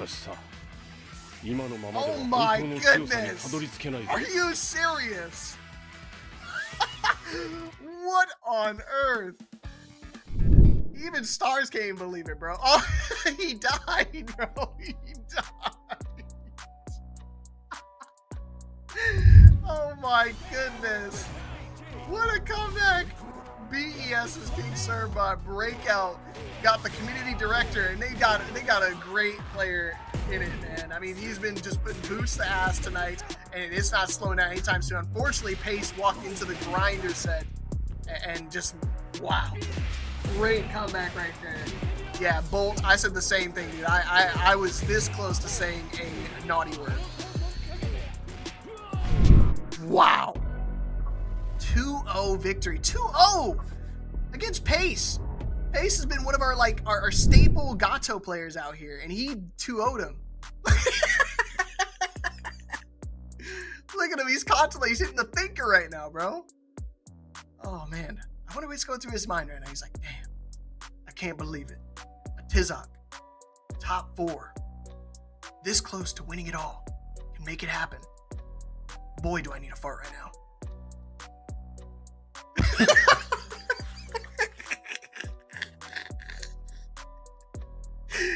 Oh my goodness. You can't believe it, man. Why? Why? Why do we let this happen, bro? Why do we let this happen? Why is this a thing? Why? Why is this a thing, bro? We have a tease. Dude, I'm telling you right now, is he streaming? I swear to God. Of course he is. Hold on. That man's definitely streaming. Fully reclining his lazy boy. He's like, got my I bet you. I will bet. Oh, I don't think he is streaming. Dude, I will bet you cash Sorry, money that he is like this right now. And he is just like. Oh, 100%. He's didn't see that laughing in his chair. I don't know how we're gonna allow that, bro. We gotta contact Rome. We can't allow this, bro. This is what's gonna happen on Wednesday. We can't allow this, bro. Somebody's got to get Rome. Just wait for Rome back in the post chat. This graphic on Twitter, bro. People are gonna go crazy. They're gonna go straight to the YouTube. Like, we got to see the set. We got to see how this man made that run. And mind you, I mean, the only person he's lost that Cerbot's lost to in this tournament is Ben Diaz, the one who's sitting currently in winners finals, the one we're going to next. So he could get that Cinderella run. Can make it happen. You know, I tell you, sometimes it's just your time. That's so funny too. I don't know if you saw, but I'm gonna. it's so funny because Servbot was in the production chat for a little bit. I bet he was laughing with production for a little bit. I'm telling you, man, he's probably cracking up right now. It's just so funny. Oh my God, a Tizok in top 4 is just I'm telling you, dude, it's gonna happen. The patch hasn't even dropped yet, man. The patch is not dropped yet, y'all. The patch drops in 2 days. You know what? You guys were right. We can't let this happen. We gotta contact Rome. I'm gonna message him right now. We can't let this happen. We can't. The adjustments can't happen. Just tell him to put it on pause. Delay it. No, oh my God! We've been waiting long enough. Let's get that patch out. Well, yeah, we need the patch. We need the patch. We need the characters. But I mean, dude, how? What do we do now? What you do? Yeah, pray. You better hope he doesn't come for you, because he's coming for them ranked points. He tells me all the time. He's like, hey, let me know when you play ranked, because I want to beat you and take your rank away. He is definitely one of those players that enjoys the matchups. He does not steer away from competition. No, he will happily take your rank points and laugh at you. He will point and laugh at you when he takes your points away. All right, but here we go. Ooh. The long-awaited. I mean, the matches have been super crazy and super entertaining, and it's not slowing down still, man. We've got the top 3 coming at you with winners finals. We've got Diaz, one of the second most winningest player for the Breakout Series Fatal Fury version. He's got 6 wins under his belt, trying to make it number 7 tonight. Can Alex Smith defeat him again and make another upset opportunity? Let's find out. Let's see if anybody can do it in this bracket right now. It's Diaz, but I mean, these round starts that Alex Smith has had, they're a bit troublesome. They're very strong. Still has an opportunity, still has SPG as well. No perfect now for Alex. He actually needs to worry about a little bit more than about losing the round than perfect, because he's not careful. Hotaru can kind of get away from him. So he's going to slap him silly, toss your butt back in the corner, taking that first round here. Round 2. First blood. I'm gonna say, psh, get back over there. This chicken is cold. Ooh. Oh, right back at you. Wake up DP. I don't know what's going on. He got crossed up himself, started tech rolling and tech rolled back, and then you keep trying to guess on the defense. That's where the Rev guard becomes your best friend. No confirm. Is going to confirm off that, though, in the dodge attack. I'm telling you, man, we are using dodge attack tonight after seeing those beaks, but Whip Super in the Wild Punish. Diaz now is going to be able to control the steering wheel a little bit. He's going to spend it? Yeah, going to Oh, spend it all. 100%. You might as well. I mean, Alex has no meter, you know, and if you can try to even up the score right now, which I don't know if you will yet, but you have an opportunity to, and you do, you know, now you're almost even. So I think that was smart. Yeah, far D to close it out. Ties things up, 1 round apiece. Both about even in terms of resources, but Alex does have a leader now to work with. I imagine he's probably going to spend one here, do some monster damage. Feel it with a kiss. Big damage on those round starts. I'm telling you, they are dangerous and diabolical, but now here comes Diaz. Not going to be able to get a full pickup, unfortunately. Still putting on good pressure. Alex Smith able to punish and come right back out of it. Alright, big damage. Looking for a setup. Gonna slap him around. But Diaz, again, he's been here before. Can make the comeback. Not this time. Alex Smith keeping it simple. Going straight to level 1. Closing out game number 1 himself. First game going to Alex Smith in the BJ. Let's see, does Diaz play any other characters? Get ready. Fight. He said Smith. No, Diaz. Yeah, he plays them all. He at the start, he was mainly playing both of them all. Once he realized Hotaru's kind of been like the dominant force, he's been kind of rocking with her primarily. I'm trying to think, because like if Diaz wants to, you know, you got options that may have a better chance against BJ, bro. Never I'm just saw. saying. I know for a fact this man Diaz is going to stick it out with Hotaru. It's his strongest character. It's pretty much going to be the last breakout tournament before the patch comes in, so he's not going to risk playing any other character. He's going to keep it simple, stick to his comfort zone, and hopefully find a success. Comeback starts now. Level 3 as well. All right.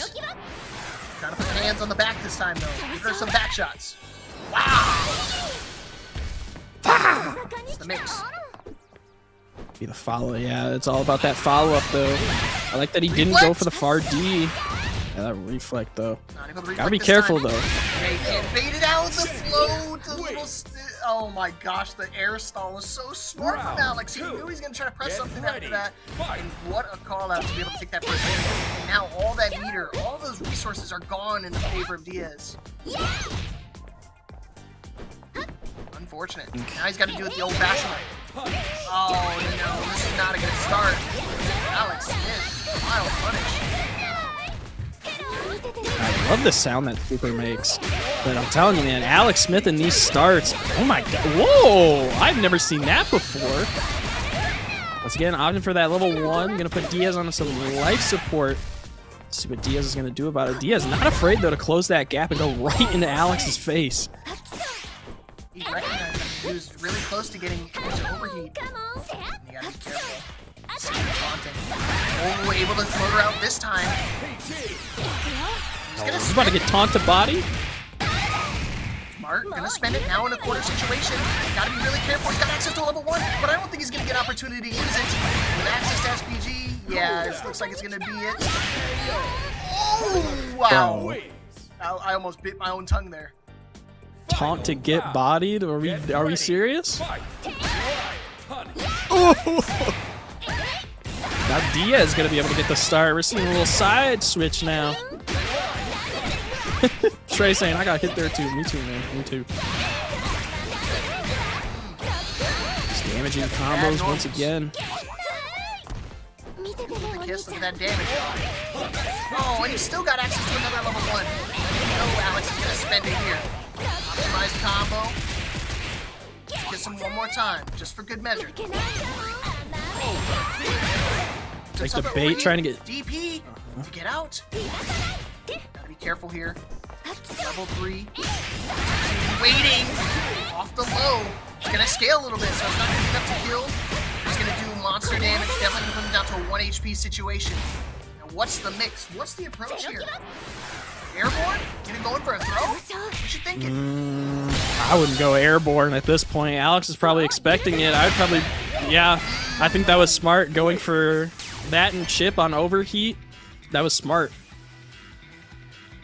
All right, and again, you cannot count Diaz out, dude. That was crazy how dominant Alex would start off every single one of those rounds, and he would bring it up. Oh, it was super? I'll fall down. Yo, you're playing a set. Get out of chat. It's, you know, sometimes online does eat up some of your inputs. He's definitely been one of the players that will tell you how it is and say, you know what? If this was offline, it would have been a completely different story. For sure. I mean, hey, offline and online are two very different stories. Now it is. Onyx is saying that this is the Jessica Rabbit custom Bonnie. Ooh. That's what this Janae is? I like it. She's definitely giving off monster. All right, another round in favor of Diaz. Round 2. You're talking about juice. What's wrong? Fight. Nothing, bro. Nothing. I'm good. I'm good. He said, I'm good. I'm good, bro. I just want to be Roger Rabbit. Are you kidding me? I'm telling you. Eyes popping out your skull. Dude, all this damage that Diaz is putting out, bro. Alex, what's going on? I want to be on Tara right now. Look where the hands are. Stop it. Alex getting that opening counter hit. Yeah. Breaking through that defense that is Diaz. Oh no! Luckily he doesn't get anything big off it. Got the wild punishment. Not able to confirm anything. Able to get it this time. Jumping B. 9D is always where you want to be able to close it out with. Diaz. Now, I mean, despite how this set has started, I mean, complete 180. Because now Diaz is in the driver's seat. One game away from closing things out. Uh-oh. Round 1. Every time I hear a ping, I always get a little concerned. Fight. It's okay, I'm safe. I'm safe for now. Right now, Alex is not safe. He's at death's doorstep. Not lose another game. Has to play flawless all the way until to the end here. It's a good start though. Yandera. Dang, dude, how does he know? Alex. Mastermind. The reads. Okay, try to go for another throw, but luckily, again, just getting only one little poke here and there. Hands on the chest again. Danger zone.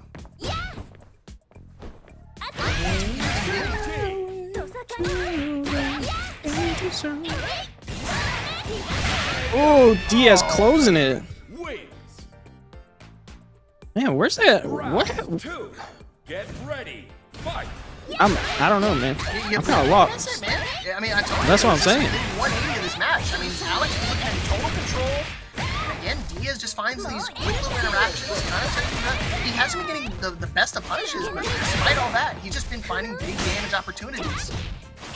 Crossed up, now it's on the other foot. Now Alex is the one that be able to get those opportunities closed out, but it doesn't matter. He finds another counter hit. Big damage. Off to the corner we go. Slap you silly. With a level 1 addition, should be enough to be able to close out this round. Wow, the JD on the first one, but forgot that there was a second one. I think it was a misinput, trying to go for guard cancel possibly. Getting hit by that, unfortunately. Alex Smith around to stay alive, hopefully. Diaz still looking to hopefully move on to Grands here. Hold on now. Again, this is where we always get it. I know for a fact that it's like the moment you start counting somebody out, they just go, okay, all right.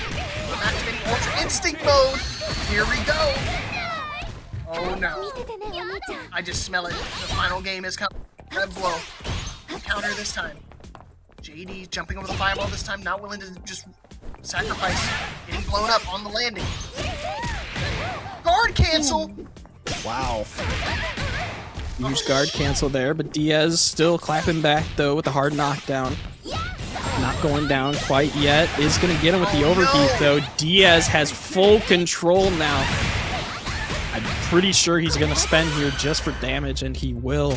That's going to put him pretty even with Diaz here. Maybe a little less than what Diaz has, just because it's going to be a little scaled. Let's see what the follow-up's going to be. Kind of way down to level 1. Yep. It was a sign of desperation. The moment I saw him hold back there and not press anything, I just smelled a level 1 coming, and so did Diaz. The prediction, the read, the turnaround of the game. Again, just complete and utter adaptation. And you see Alex already saying 2 more days. 2 more we'll days. See a shift in the gameplay. Absolutely right, man. What a set. I mean, dude, you had it, man. I don't know what happened, but you're starting off so strong. But Diaz, I don't know, adapting well. Man, what a set between 2 tight. Yeah, this was definitely the sought-after match of the night, and it did not disappoint. Alex started off really, really strong. I mean, he was this close. I mean, he was literally 1 interaction away to being able to take that to a 2-0 lead. But Diaz, I mean, you see right here, the perseverance was enough to be able to bring things back. Even at 1 HP, he's always a threat you have to respect. And with SPG giving you that extra damage mitigation towards the end, it's, again, just so difficult to be able to close out those rounds. Because every time you feel like, oh, a little low string, you should be enough to be able to confirm and close it out. No, they have a little bit of life left. Ow. Oh, just scary stuff from both players, bro. But Diaz, that much closer to getting win number 7 under his belt. Winner side of Grand Finals looking nice and comfortable. And with the Hotaru, again, I struggle to see who's going to be able to upset him. I feel like we're looking at the final few players that would have a really good shot at fighting him. Both Servbot and Manu have the opportunity. Alex as well could get that run back in that Grand Finals. But first things first, our last 1-2 set of the night. Let's find out who is going to move on and face Alex Smith in that Losers Finals. Is Manu KOF going to find the success with the Ronaldo, or is this specialist character going to find it with the Tizok? I don't know. I don't even know what's going to happen here. Missed. It was out of range.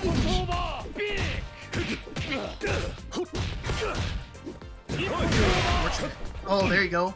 Soaring Eagle. A lot of slow play right now. You gotta respect the soccer ball. No respect now. Now you just put the pedal to the metal. Offense. Don't let him get started. Okay.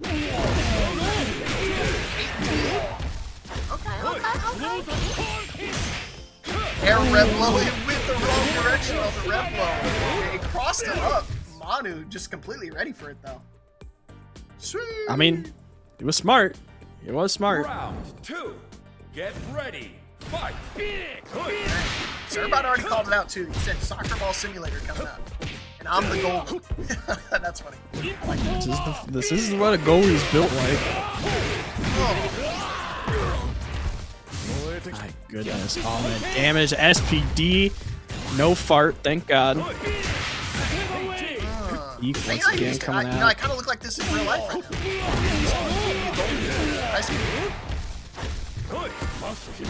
What? See, goalies are built like this. Nothing muscles. Oh. But this is kind of what happened. This is why I got dropped from the team. You get blown up by soccer balls. And I was like, oh, this is for the championship, the state championship. This is to get us into the finals. I was like, I'll block it, don't worry. Wow! I didn't get nuked though, but it's still the same result. Ended up on my back, ended up on the bench, ended up a loser. Game 1 going to the way of KOF.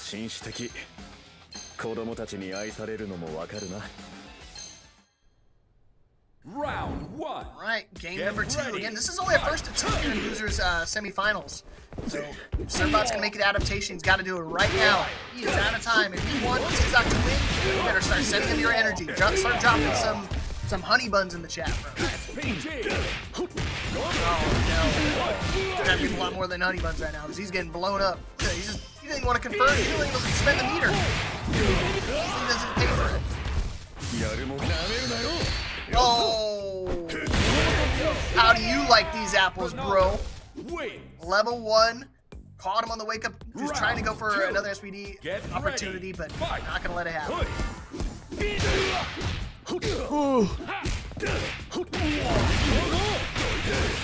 I don't have any words, man. I'm sad. I'm sad. I want to cry. Here we go. It's a weird day for rain. It's very weird. I have many mixed emotions right now. Still tying it up in life though. Ooh, chest chop. Being able to just get that counter hit. Puts himself in over. Now for KOF. Gonna spend the level 1, not gonna kill, but look at that damage. Oh my god. Oh, Piplup, you jinxed this man hard. He just caught a regular blue soccer. I think he meant to go for a JD, but just mistimed it. And unfortunately, my friend, the honey buns go to somebody else. No more honey buns for you, my friend. I don't want to watch. That was painful. Yeah, first of 2, Servbot. This ain't Tekken. Oh man, KOF. How? Again, we're looking at all these unstoppable players tonight. I mean, I don't know who's gonna win this next matchup because I mean, KOF was just running away with this matchup. I mean, despite Servbot maybe not being too keen on the actual Ronaldo shenanigans itself, he's playing really, really well. I mean, I struggle to see how Alex is gonna try to open him up.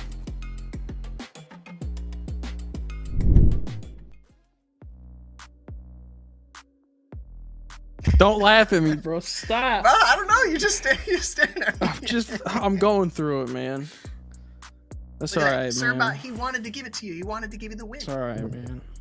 It's all right. He's kicking his feet right now. Hands in his pocket, kicking rocks around. Devastating. Kicking the can. All right, man. I'm still proud of you. It's whatever. Yeah, that banner is still going to look really sick. 4th place finish over for King Servbot. Still a great finish amongst all these killers in the bracket. Definitely should be proud of yourself. Because again, he is a Tekken player, folks. I mean, you want to talk about somebody who's been like really dominant in one game, seeing him make the transition over to the 2D aspect and still looking really successful. It's a testament to his skills. So I'm glad to see him performing well tonight and for him to be able to still keep that momentum going into season 2. And it's so weird because it's 2 very different characters as well. Because when you look at Tizak in City of the Wolves and you're just like, oh, Servbot in Tekken, he must play like Armor King or King. He plays Panda.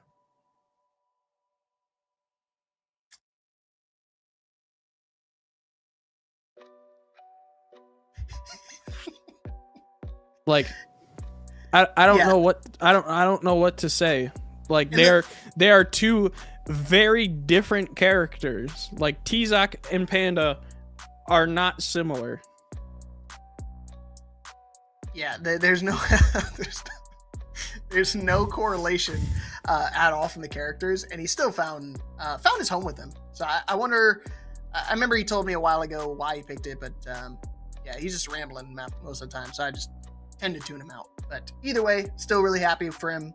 Top 4 finish. They're both big. That's what you told me. Yeah. Thanks for the raid, Servbot. Welcome. You were streaming, bro. Did you block me on Twitch? I would. Oh yeah, I forgot. He really only plays like casually and on the tournaments. Can we back that up for a second? You said I would, bro? Oh, you no, would block me on Twitch? Are we serious? No, man, I'm messing around. I love you, bro. It's been a lot of fun tonight. It's great to have you back on the mic, and you're one of our newer ambassadors for Fatal Fury. I'm gonna keep glazing that up, man. I'm happy. I'm excited. It's a 3. It has been a fun night. Been a very fun night. Glazed, just like you've been glazing Alex all night, and that BJ. Oh man, I would gladly glaze the Stop. Oh. Well, you're ahead of yourself. Stop it. I knew it. I knew it. You can't hit me with a layup and expect me not to dunk. You know? I'm telling you, if you do the same thing for LeBron James, like if you toss up a ball for him, what's he gonna do? Is he gonna do a layup? No, he's gonna dunk that ish every time. James with the dunk. I'm basically LeBron James, just with a little bit more hair and not as good as a beard. Prove it. Head off. Prove it. Yeah. Let me get ready. Oh yeah, make sure you guys get the Exclamation Point merch. If you Exclamation Point merch, there's plenty of merch for you guys to purchase. Production, if you want to show them that scene real quick. Merch. Exclamation Point merch. Exclamation Point merch. You know what? I will do it myself. Why? Oh, I don't know how to spell merch. Shit. I see.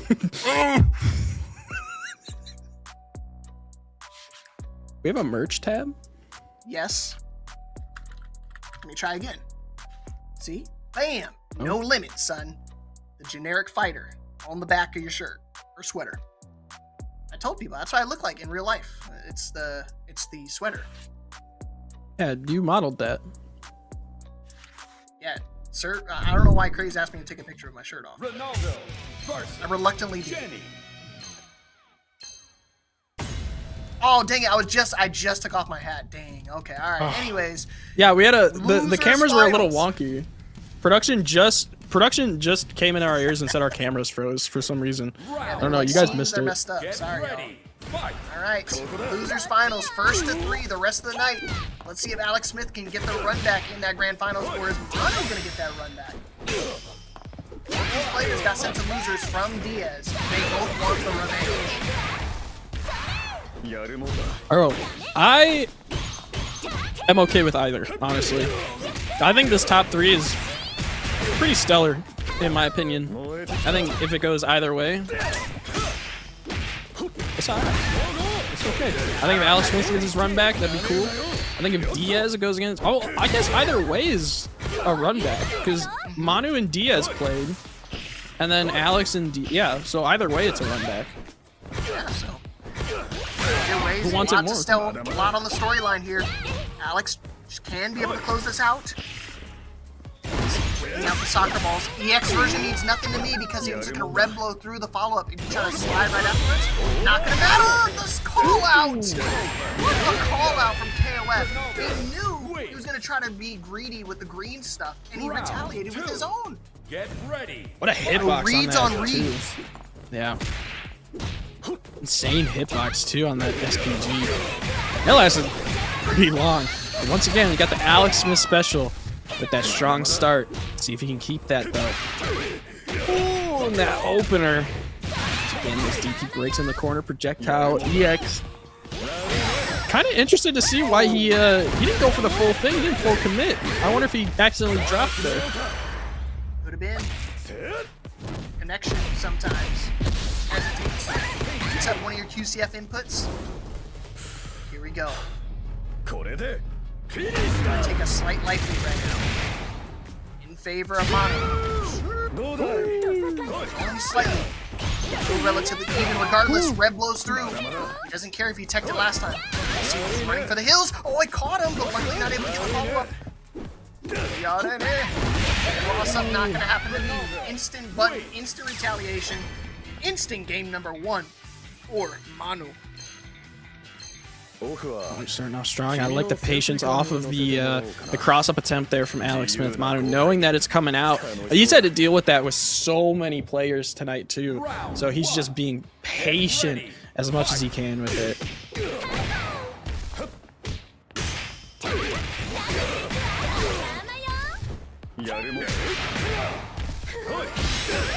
Punish coming out, though. He's gonna stack up some big damage. Tries to go for the soccer ball mix up there. I totally forgot she has an air throw. There's a couple things. It really like catches me off guard. I'm like, oh snap! I totally forgot. You don't see it too often unless like the tried and true mains. Oh no! No way, Manu. He's so low. Oh my gosh! Alex still using the green stuff. Luckily, Manu was trying to press the buttons to try to close out. I think he probably would have gone up for a throw in that situation. It's the Manu job. But either way, Alex trying to tie things up. Poetry Chef, welcome in. You tuned in just in time to a fellow Janae. The spirit of Poetry Chef is now with Alex getting that first round here in game 2. Mono's going to start off strong, is going to cash in that level 1, just getting some good damage now, taking a life lead. I like the JD though coming from Alex. Good defense, is going to get the cross up too, is going to confirm, not going to get a full conversion though, is going to get that slap into corner now. Ooh, interesting trade. Oh, wild punish. Yeah, easy combo conversion here. Access to a level 2. Wham bam, thank you ma'am. Taking it all. Wow. Sealed with a kiss. All tied up now here in Losers Finals. 1 game apiece. Manu was looking a little dicey for a bit. He started getting his bearings in check. But luckily, Alex able to secure that round, tie things up. Alex definitely, it's Poetry Chef, man. He just got in. He just came here. The spirit of Poetry Chef now, a fellow BJNA. Yeah, that strong start. Yeah, the early Rev Guard too, you gotta be careful. I'm not sure. Oh, wow. And slap silly. That slap hurt. That one felt like I felt that one really. That's going to be the early closer here for the first round in game 3. Alex Smith, man. Feel that energy coming back for Alex after that first game.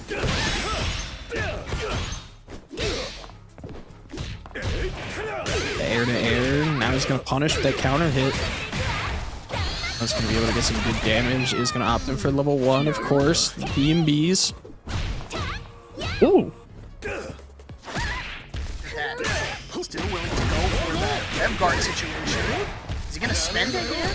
Just a level 1 chunky damage. Now SPG is in, so you know that Alex likes to use Rev Low. Okay, I spoke into existence. I'm surprised he tried to go for another counter. Just raw buttons all the way through. Level 1 to close it out. And all tied up again. 1 round apiece, 1 game apiece. Bar for bar. Once again, it's just these guys are going back and forth once again. It's absolutely insane stuff.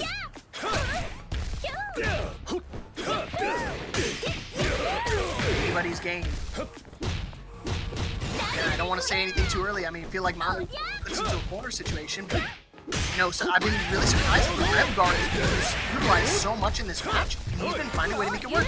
Swap sides with the slide. And now Alex using the Rev Guard said, you know what, that's a great idea. I don't have to worry about the cross up, but I do this. You do have to worry about catching level 1 in the corner. This will most certainly be dead, so you cannot catch any type of confirm. Also gotta be careful of your overheat, especially when you're against BJNA, where she can basically combo you. 1 combo can almost break you there. You gotta be very, very careful. Oh, did he get him in time? I don't. Oh, he did! Wow! Wow, what a call out. Alex Smith with the patience paid off. He dashed him all the way to the corner and was able to survive that onslaught of just holding back. I mean, sometimes you really put yourself in a precarious situation when you're trying to reach into the cookie jar. This time, Alex surviving the storm, taking the lead here in the set. Of course it killed Poetry. It's Alex Smith we're talking about. He knows when it's going to kill. Oh, there's also no scaling or anything off of it. That was just raw. That was just raw Rev Blow off of that, so there was nothing. That was just pure damage there. Let's see if Alex Smith can put the nail in the coffin here, get his run back. No, the damage mitigation ain't gonna help you that much. 30% only takes you so far. There we go. Another situation where Alex can close things out with the slaps. He's gonna slap him again. Oh, double red blow. In the wild punish. He knows he's gonna go airborne. He was ready for him to go for another red blow opportunity, but thankfully he just caught just a simple light confirm. That's gonna be putting him onto set point. Alex is hungry. He wants the run back. He wants to move on to the grand finals. He can do it with one more round.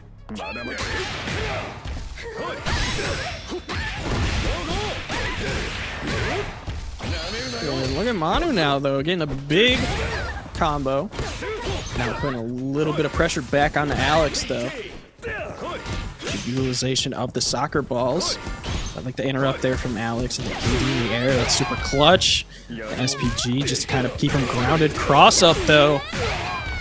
SPG, I thought he was going to spend there, honestly. Play solid. Manu in a bad spot. Got access to meter. One confirmed.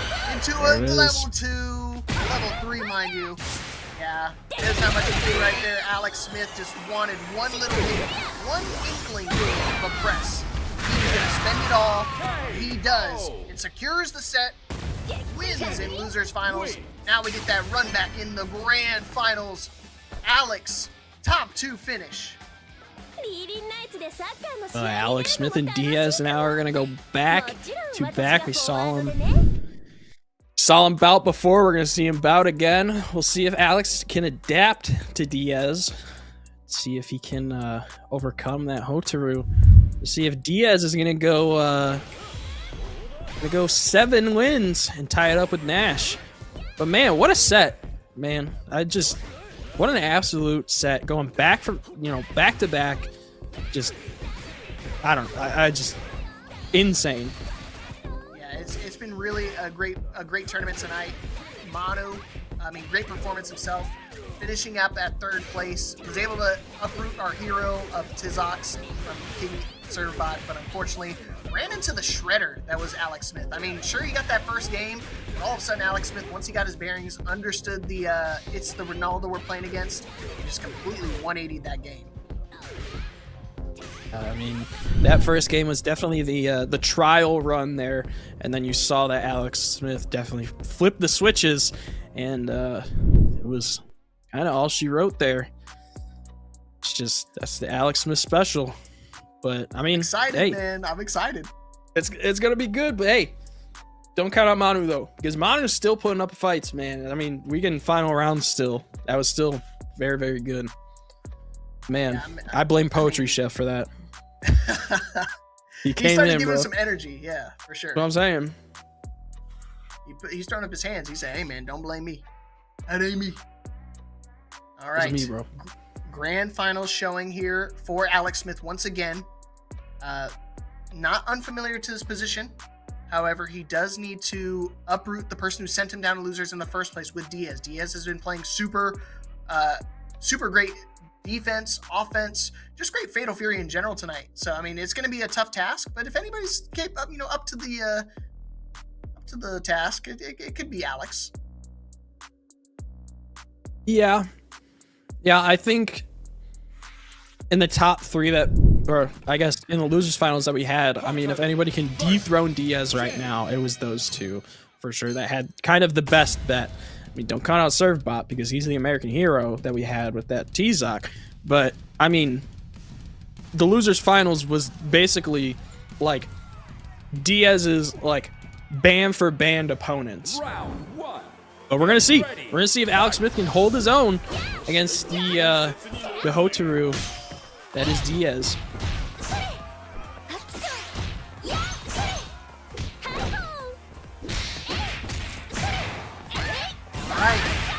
See some action here. Diaz already starting up hot. Put himself in the corner, but I can see Alex Smith already making the adjustments. This is not how he was playing in that first time they played against each other, so he definitely has a game plan coming into here. So far, it's working well. Oh, yeah. This is a great start to the set. Looking for that hard knockdown guard cancel once again, too. He's going to opt in for that super. Not going to be quite enough yet. Hard knockdown. What's going to be the follow-up? Going to meet him in the air. Let's go for it again, but throws. Diaz jumps over it. Gonna be able to answer back, though. Ooh. I don't know about that. I don't know. I think if Diaz waited a little bit. Oh, that was insane. Dude, 3 guard cancels, but Diaz was able to answer back. Diaz is going to take the first round. I think if Diaz waited, he could have... I don't know. Never mind.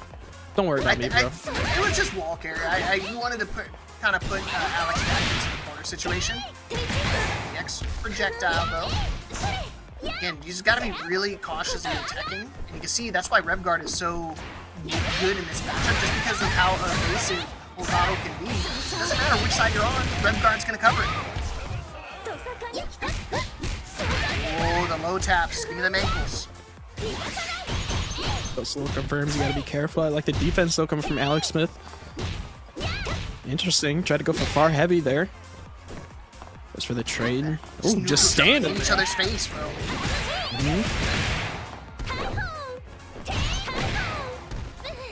Hi-ho. Uh-oh. Alright, SPG is in. Full meter for Alex.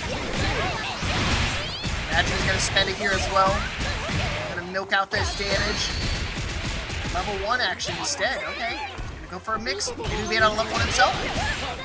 Ooh. Not gonna kill though. Oh no. Not like this. Hard. JD's just on the landing. Not gonna JD it this time. A mix. And throw again. Goes through the red blow. Great call out. It's a good call out there, knowing that your opponent's gonna jump there. Good stuff. Whew. Got my hands shaking a little bit. Nervous. I'm not even playing. I'm not even the one pulling the combo. I'm still nervous how he's gonna make the approach. Because it feels like every time Alex tries to make an approach, he just barely misses out. Oh man. Small buttons. Back and forth. The reflex finally coming out. Oh no! Was that intentional? I don't think he meant to do that. That was a big mistake for Diaz. He doesn't make too many of those, so maybe the nerves, his hands might be shaking too there, Juice. Yeah, I don't think that was intentional. That's the heartbreaker right there. Alex Smith's gonna take the first game. Interesting. You know, in the wise words of the FGC folk, we take those. Definitely want that win under your belt. It sucks, like sometimes you just like, you know, is a mistake in that moment, but at the same time it's like, well, I'm gonna capitalize. Oh yeah, I mean you're gonna take it for sure. Right. Alex, he's gotta do, again, you guys aren't familiar, grand finals, you gotta lose at least twice here in a double elimination bracket. Diaz has not lost a match in the tournament yet. Alex Smith not only has to defeat him once in this grand finals, reset the bracket, do it all again. Tough task to beat him once. Diaz being here undefeated, he's gotta lose twice. Rough. It's very rough. It's a test of endurance for sure. I think Alex is probably used to it by now. I mean, both these guys are probably used to it, but still, I mean, at this level of play, rough. Especially Alex. Alex is he is a FGC veteran. He plays all fighting games.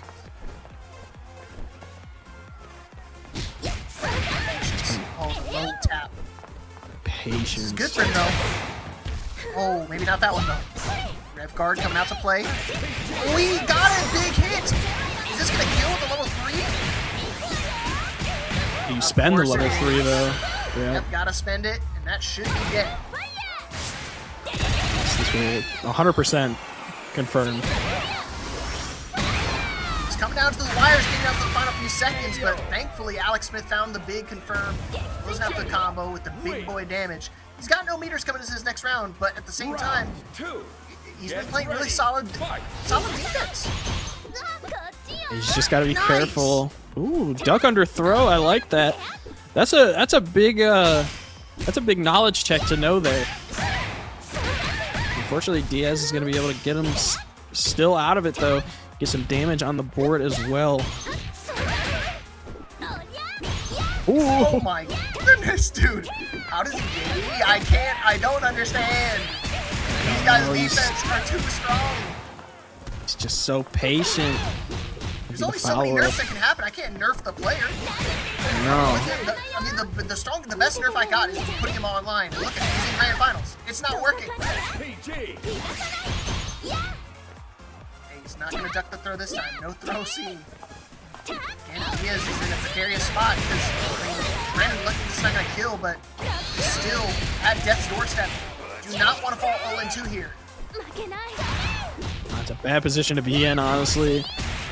Also, the pressure and gets hit out of it. Oh, doesn't finish it, though. It's okay. It's okay. You got it. What a style. Dude, what a stylish finish. Are you serious? He could have just waited for the landing and got the regular punish, but he knew that DP puts you airborne. Jumping up to confirm and close out the round. Great stuff from Alex. 2-0 lead. But, I mean, he's definitely swagging on him. He's definitely feeling the music. He's got the vibes. He's got the energy. He's got 2 games under his belt. But again, it ain't over until the fat lady's safe. Until that guy on the microphone in the back up there, he starts hollering, it's still anybody's game. Just me. Nah, you're being way nicer. Oh, thanks, man. But I don't know if you noticed this. He was baiting Diaz. He kept doing far heavy, and then kind of mixed him up a little bit and got him with the confirm. Very smart coming out from Alex Smith. Diaz not having any of that though coming into this 3rd game. Smart. He uses a variation of the level 1. Oh no. Another DP. That was definitely a read. He was trying to get him to press in that situation, maybe try to disrespect the frames. Speaking of disrespect, the low tap. Hey, trying to bring things back into perspective. Do it with a game. That's what you need. A bit of an uphill battle, but yeah, still do it. It's possible. The DP just to interrupt a little bit. Counter hit now. You're going to get the counter hit combo. You'll be able to get some good damage on the board. Is going to opt in for super. It's going to be the follow-up. Ooh, okay. Double counter hit there, too. I love the baits that are happening.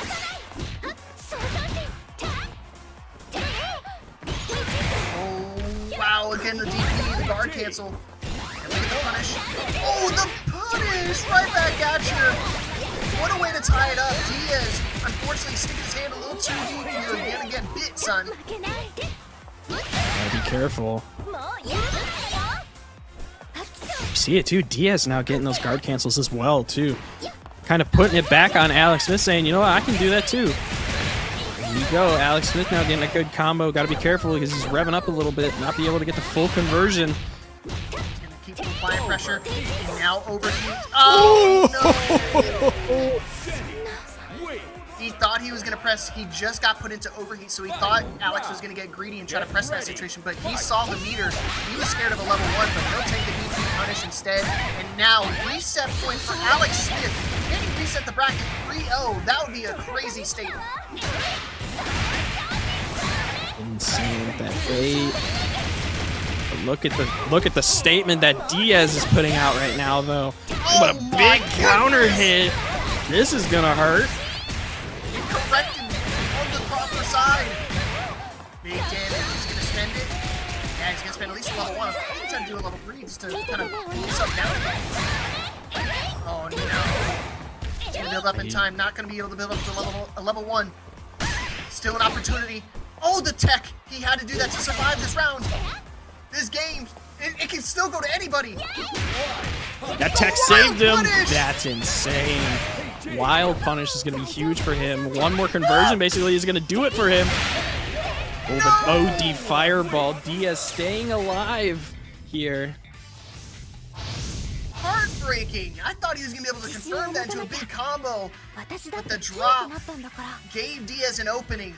And that's not what you want to see. You don't want to see the moment the game's on the line, you have to go for the optimized combo, and it doesn't come through. That sucks, man. It's heartbreaking. And that's unfortunate for him because you gave Diaz an opening now. Now he's going to start using that as momentum.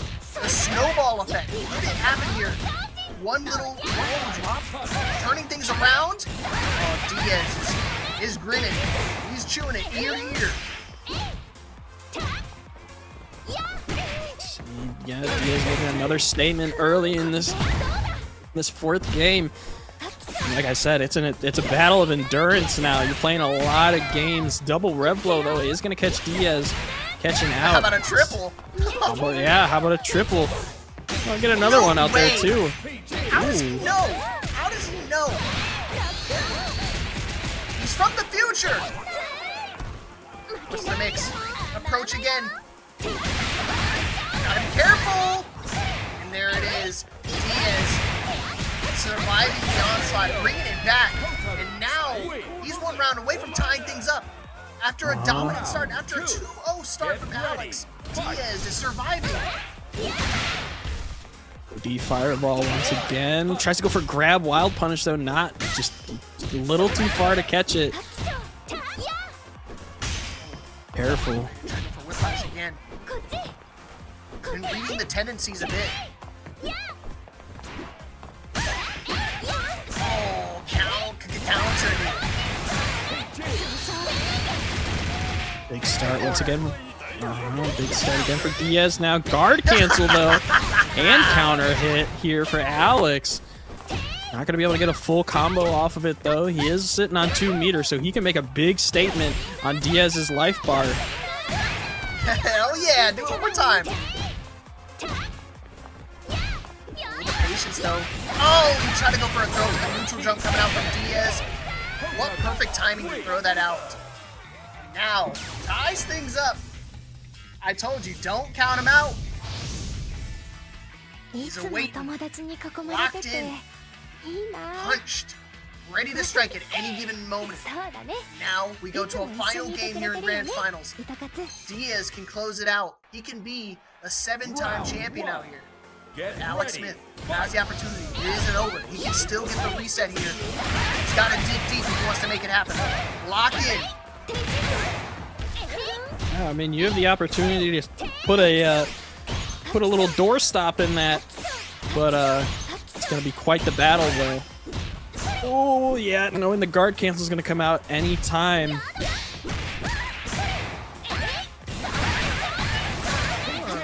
Oh, man.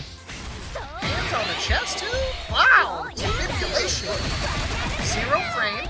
This is a good start. Now, I mean, look at his rev meter. He's already at 70%, so he can't really spam. He's one of the players that likes to spam red blows.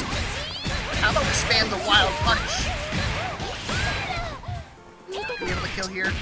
Oh, the overhead, and he confirms it! Are you sure about that? He confirms it! What a comeback from Alex. Still alive. Reset point happening again. Get ready.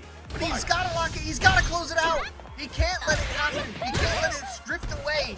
If he lets Diaz get this round, I don't know. It might be over. And very similar start. Rebels out of the first round. Jeez, too. Gosh. Can't believe it. Wild punish again.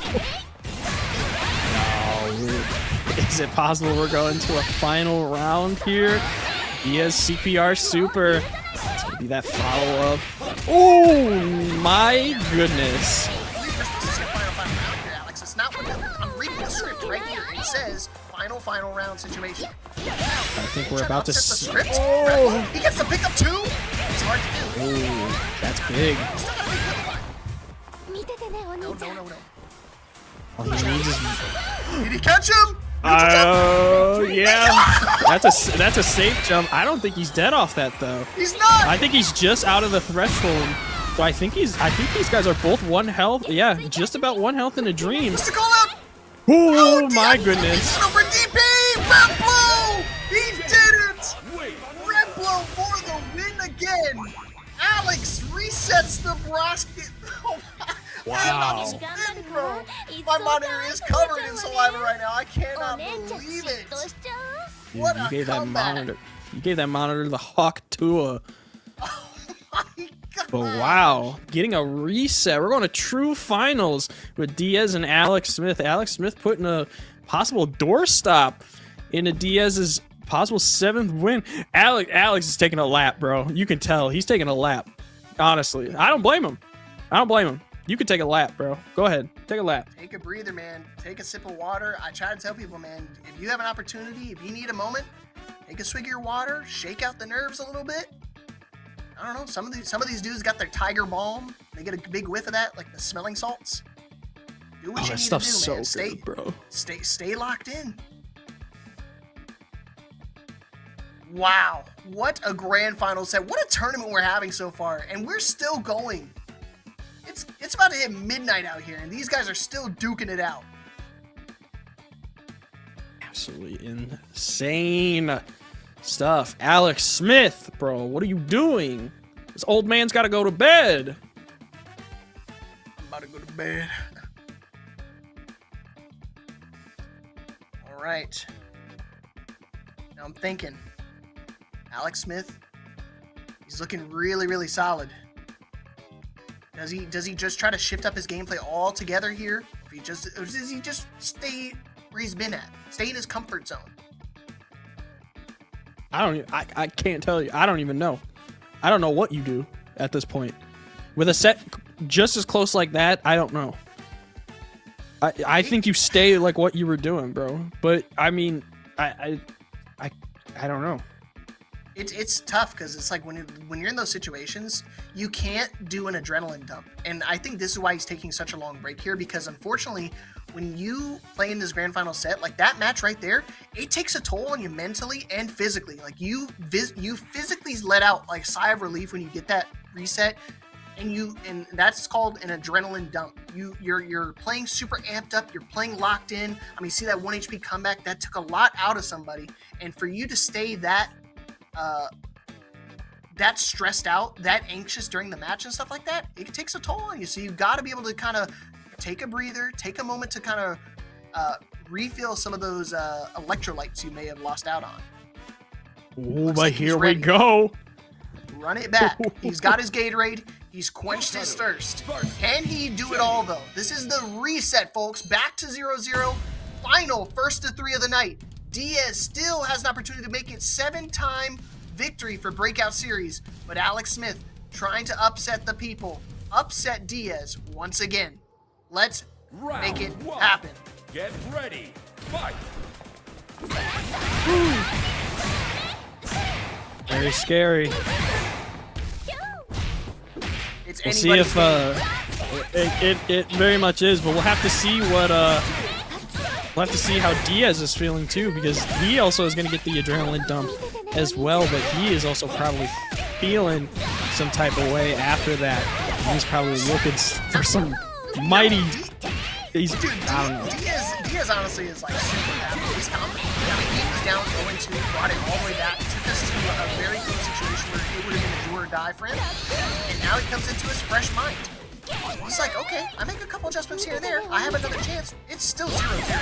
I'm still technically in the lead here. Well, not for long. Alex now officially in the lead, but Diaz not too far behind him. Again, he keeps getting Alex to these SPG moments. He just has been having a tough time actually closing out the round. Opting for that level 1 once again to carry Diaz all the way to the corner. Now we're going to start that corner pressure. Diaz able to escape a little bit though. Oh, that's nice. Going to switch sides as well. Ooh. Don't see that command grab a lot. Desperation. I'm telling you, when you get desperate, bangs, the claws start coming out. You start getting a little primal. You start reaching for stuff. Ooh. That is definitely a reach by person. Spend it. Again, the air rev low from Bijanet. So strong. Oh, the wild punish again. The 9D always seems a way to rear its ugly head. Yes, closing out that round. Take us to a final round here. Game 1. I told you, you take an inch, he's going to fight back. He's going to want even more. And Alex Smith with that classic first round start. That even I'm kind of surprised he uses that Bijanet overhead like Marco. Once again, getting that same classic combo. Insert that sound effect, and then all of a sudden, you got a Rodriguez on your hand. Yeah. Slapping him silly, coming back to game 1. We saw that a lot. The mini bunny hop going over the throw. Perhaps a little too predictable. See, he's going to spend quite a bit using level 1 to get the wall carry. They're back to the corner, but unfortunately went too far on that jump. Crossed himself up.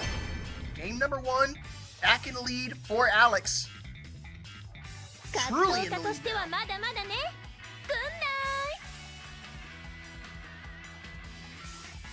See, yeah, it's just one game at a time, Alex. One game at a time. Wow. I will personally play it when it all starts to unfold and unravel. Well, we're seeing it right now.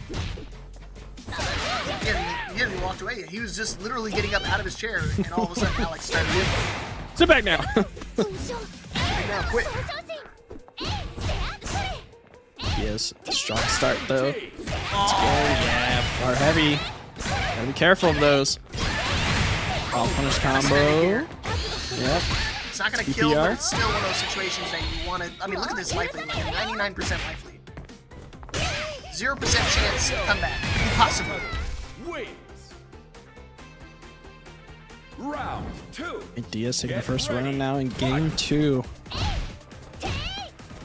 See, I mean, Alex Smith just got to get. He's just got to get himself started. He's just got to get that, you know, that round started with all that big damage, and then. Oh, never mind. I'm gonna stop talking.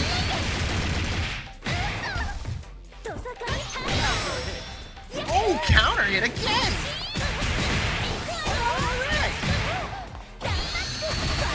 And he's at level 1 for the wall carry. Real smart call. Just watch out for the wake up. Kotaro, very slippery. Oh, but he knows. He knows when he wants to press. Counter hit galore. Another level 1. Sealed with a kiss. It's the approach. He's on DP potentially. And he does that little backdash. Goes in for the camera.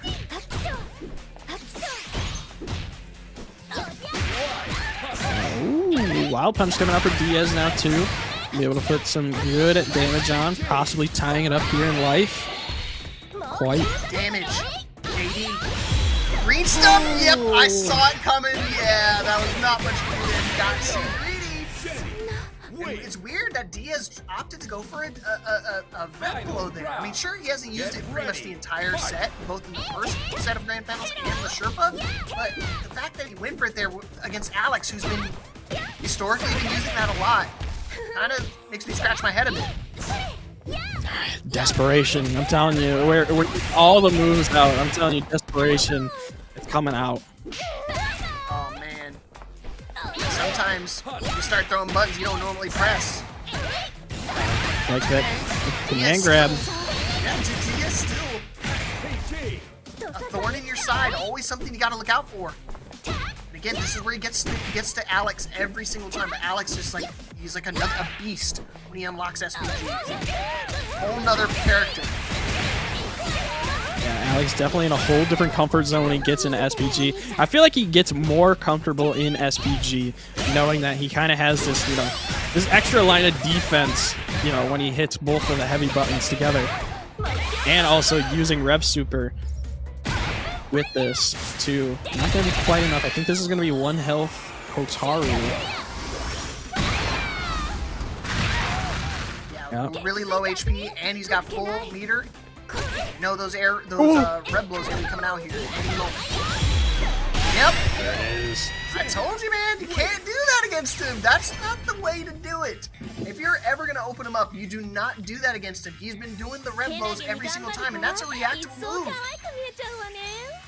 All right, one more game here for Alex Smith. But once again, Diaz has literally been in this situation just a moment ago. He was down 0-2, not over yet. Can make the comeback, but if you guys want the whole auto to win our very last breakout of Season 1, you better start giving him some energy now, because he is out of time, out of second chances.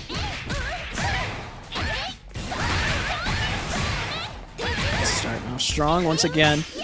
See if he can keep up that momentum, but Alex Smith clapping back with a hard knockdown. Tries to go for grab follow-up. Wild punish now coming for Diaz.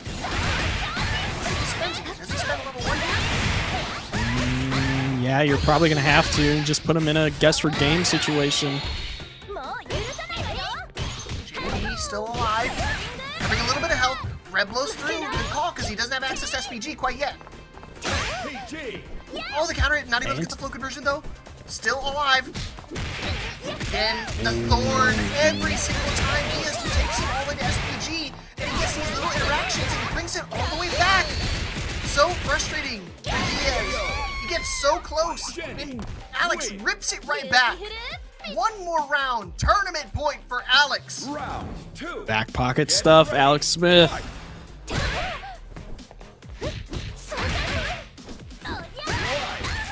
Ooh, okay. Oh no, you can tell. That big combo.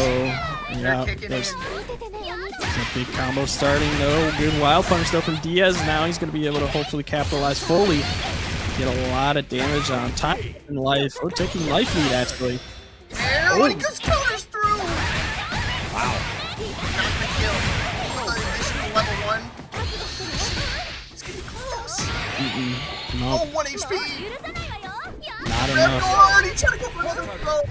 No tournament point for Alex, but again, Diaz. We've seen it before. He gets to this point where he's about to lose, and he brings it back. He thrives on the nerves. When his hands are shaking, his nerves are steady.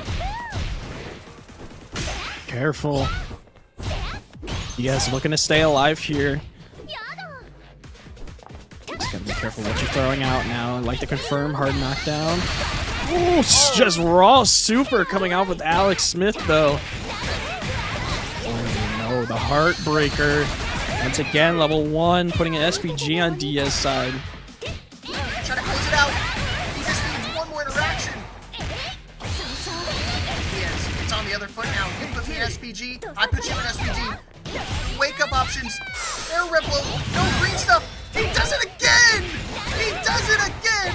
Alex sealing the deal with the Reblo. He knows when to use the green stuff. Green means go, and green means success. Grand Finals Tournament Champion, week number 33, Alex Smith. Do your dance, twin. Incredible stuff for Alex Smith getting the win here.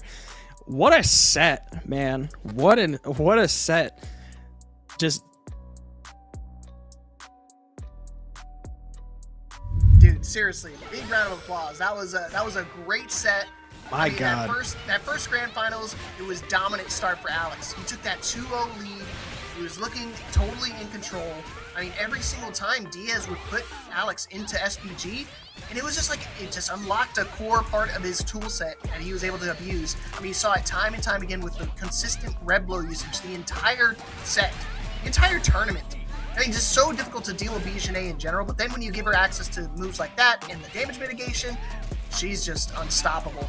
And I mean, sure, Diaz brought it back. He got it really close to a final round situation in that first Grand Finals. But again, Alex, too commanding, too domineering, and was able to secure that match, reset the bracket, and close it out with a clean sweep in Grand Finals. Sherpa. Okay. Yeah.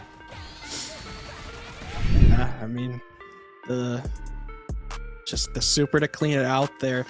The reset 3-0. I mean, Diaz, just the absolute nail biter right before the reset. Diaz was so close. It's just what an amazing Grand Finals it was. I mean, shout outs to Diaz and Alex Smith. These guys, dude, it's just been a night. I mean, we had a T-Zoc in top 4, and then we had a nail biter of this Grand Finals, and wow, what a night! Looking at this bracket, man. I mean, yeah, I was gonna say, seriously, look at this matchup. I mean, this top 8 was just filled with unforgettable matches. I mean, this is definitely one for the books. Definitely one of the best tournaments that we've had out here, and what a time to do it! Right before we send it off into season 2, Diaz so close to hitting win number 7. Is gonna have to try to do it another time, preferably when Hotaru is, down to earth. But Alex, again, being the man of the people, he was the kind of the favorite to bring it all back. And look at this. I mean, you can see with this monthly top 5 of the characters, halfway through January, and still dominated by Hotaru and the Janae. And following right behind it, Hokotamaru, and then Andy, which is kind of an oddball character, and some rocks, thrown in there too. Maybe some pebbles thrown in there as well. But that's just so interesting seeing the Bijunes and Hotarus absolutely dominating the scene like this. But we'll have to see what Wednesday is going to bring us and what next week is going to bring us as well, because that is just going to be interesting after Wednesday what the whole meta is going to look like, because season 2 and Wednesday a lot of things are going to change.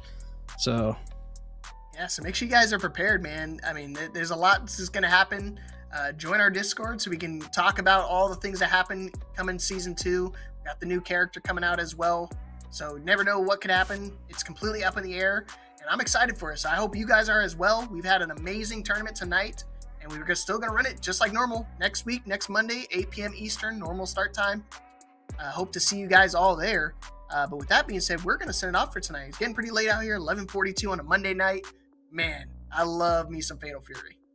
It's always been a blast. And any final thoughts or? Nah, man. We got the normal lineup for the weeks. We got tomorrow is 2XKO. Wednesday we'll have Tekken. So make sure you guys join the Discord. We're starting up the finals again as well. So if you're interested in playing other fighting games or interested in learning about the finals, we got plenty of games that we've all loved to play here. Like me, I'm an avid Overwatch lover, and I started dipping my toe into Valorant a little bit as well. So it's one of those things. There's plenty of games to go around here. So join Discord, jump on in. There's plenty of video games to go around. You got anything planned this week, Juice? No, we got 2XKO tomorrow, so stay tuned for that. I'm blanking on the rest of the week, but I mean, just stay tuned and stay alive, be well. We got Frosties coming up soon, so just be prepared for that. And I hope everybody has a great rest of their night. It's been Breakout 33. All right, see you, everybody.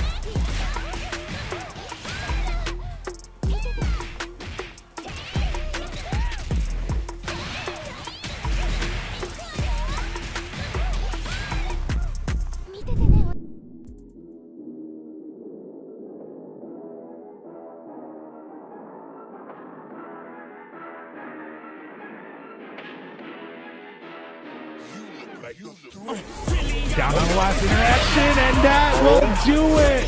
Roberts very well find themselves with a victory, especially after that. Find a hit, that should be enough to close it out. Del Tormenta. The reverse sweep where Super Great is going to close it out. He There it close is. it out, and he does it.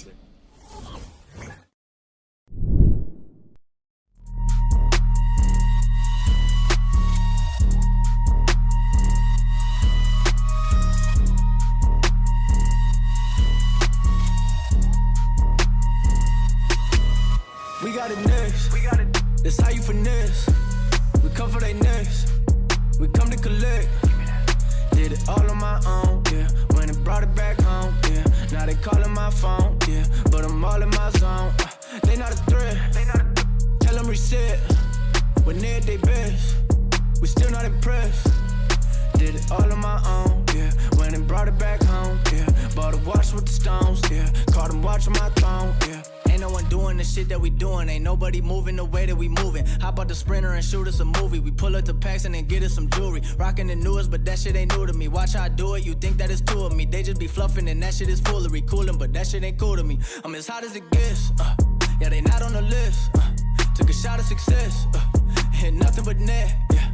So they hit the rim, changing my number and took out the sim. I'm on my hustle, I'm back in the gym. I can be humble or I could go in. I go for the win. We got it next. That's how you finesse. We come for they next. We come to collect. Did it all on my own, yeah. Went and brought it back home, yeah. Now they calling my phone, yeah. But I'm all in my zone. They not a threat. Tell them reset. When they're at their best, we still not impressed. Did it all on my own, yeah. Went and brought it back home, yeah. Bought a watch with the stones, yeah. Caught them watching my throne, yeah. Yeah, bitch, I'm young and I'm turning. If you play with my money, then your ass get burnt. I done came off the bench, I just waited my turn. I done jumped out the gym like MJ in the third. If you want it, I said you can get it, confirmed. We done packed the whole stadium like we the one. Ain't in no run, this shit is done. Ball on these niggas here just for the fun. Got a dance, I won't try it. If I furnish the drink, they gon' buy it. Yeah, we 50 something, like it right. If I said it, that I be lying. Yeah, I know niggas hate all the time. Had to change up my routes, niggas stealing my song. And I know bitches ain't worth the dime. Had to change up my line, they be wasting my time. Yeah, we got it next. That's how you finesse. We come for they next. We come to collect. Did it all on my own, yeah. Went and brought it back home, yeah. Now they calling my phone, yeah. But I'm all in my zone. They not a threat. Tell them reset. When they're at their best, we still not impressed. Did it all on my own, yeah. Went and brought it back home, yeah. Bought a watch with the stones, yeah. Caught them watching my throne, yeah.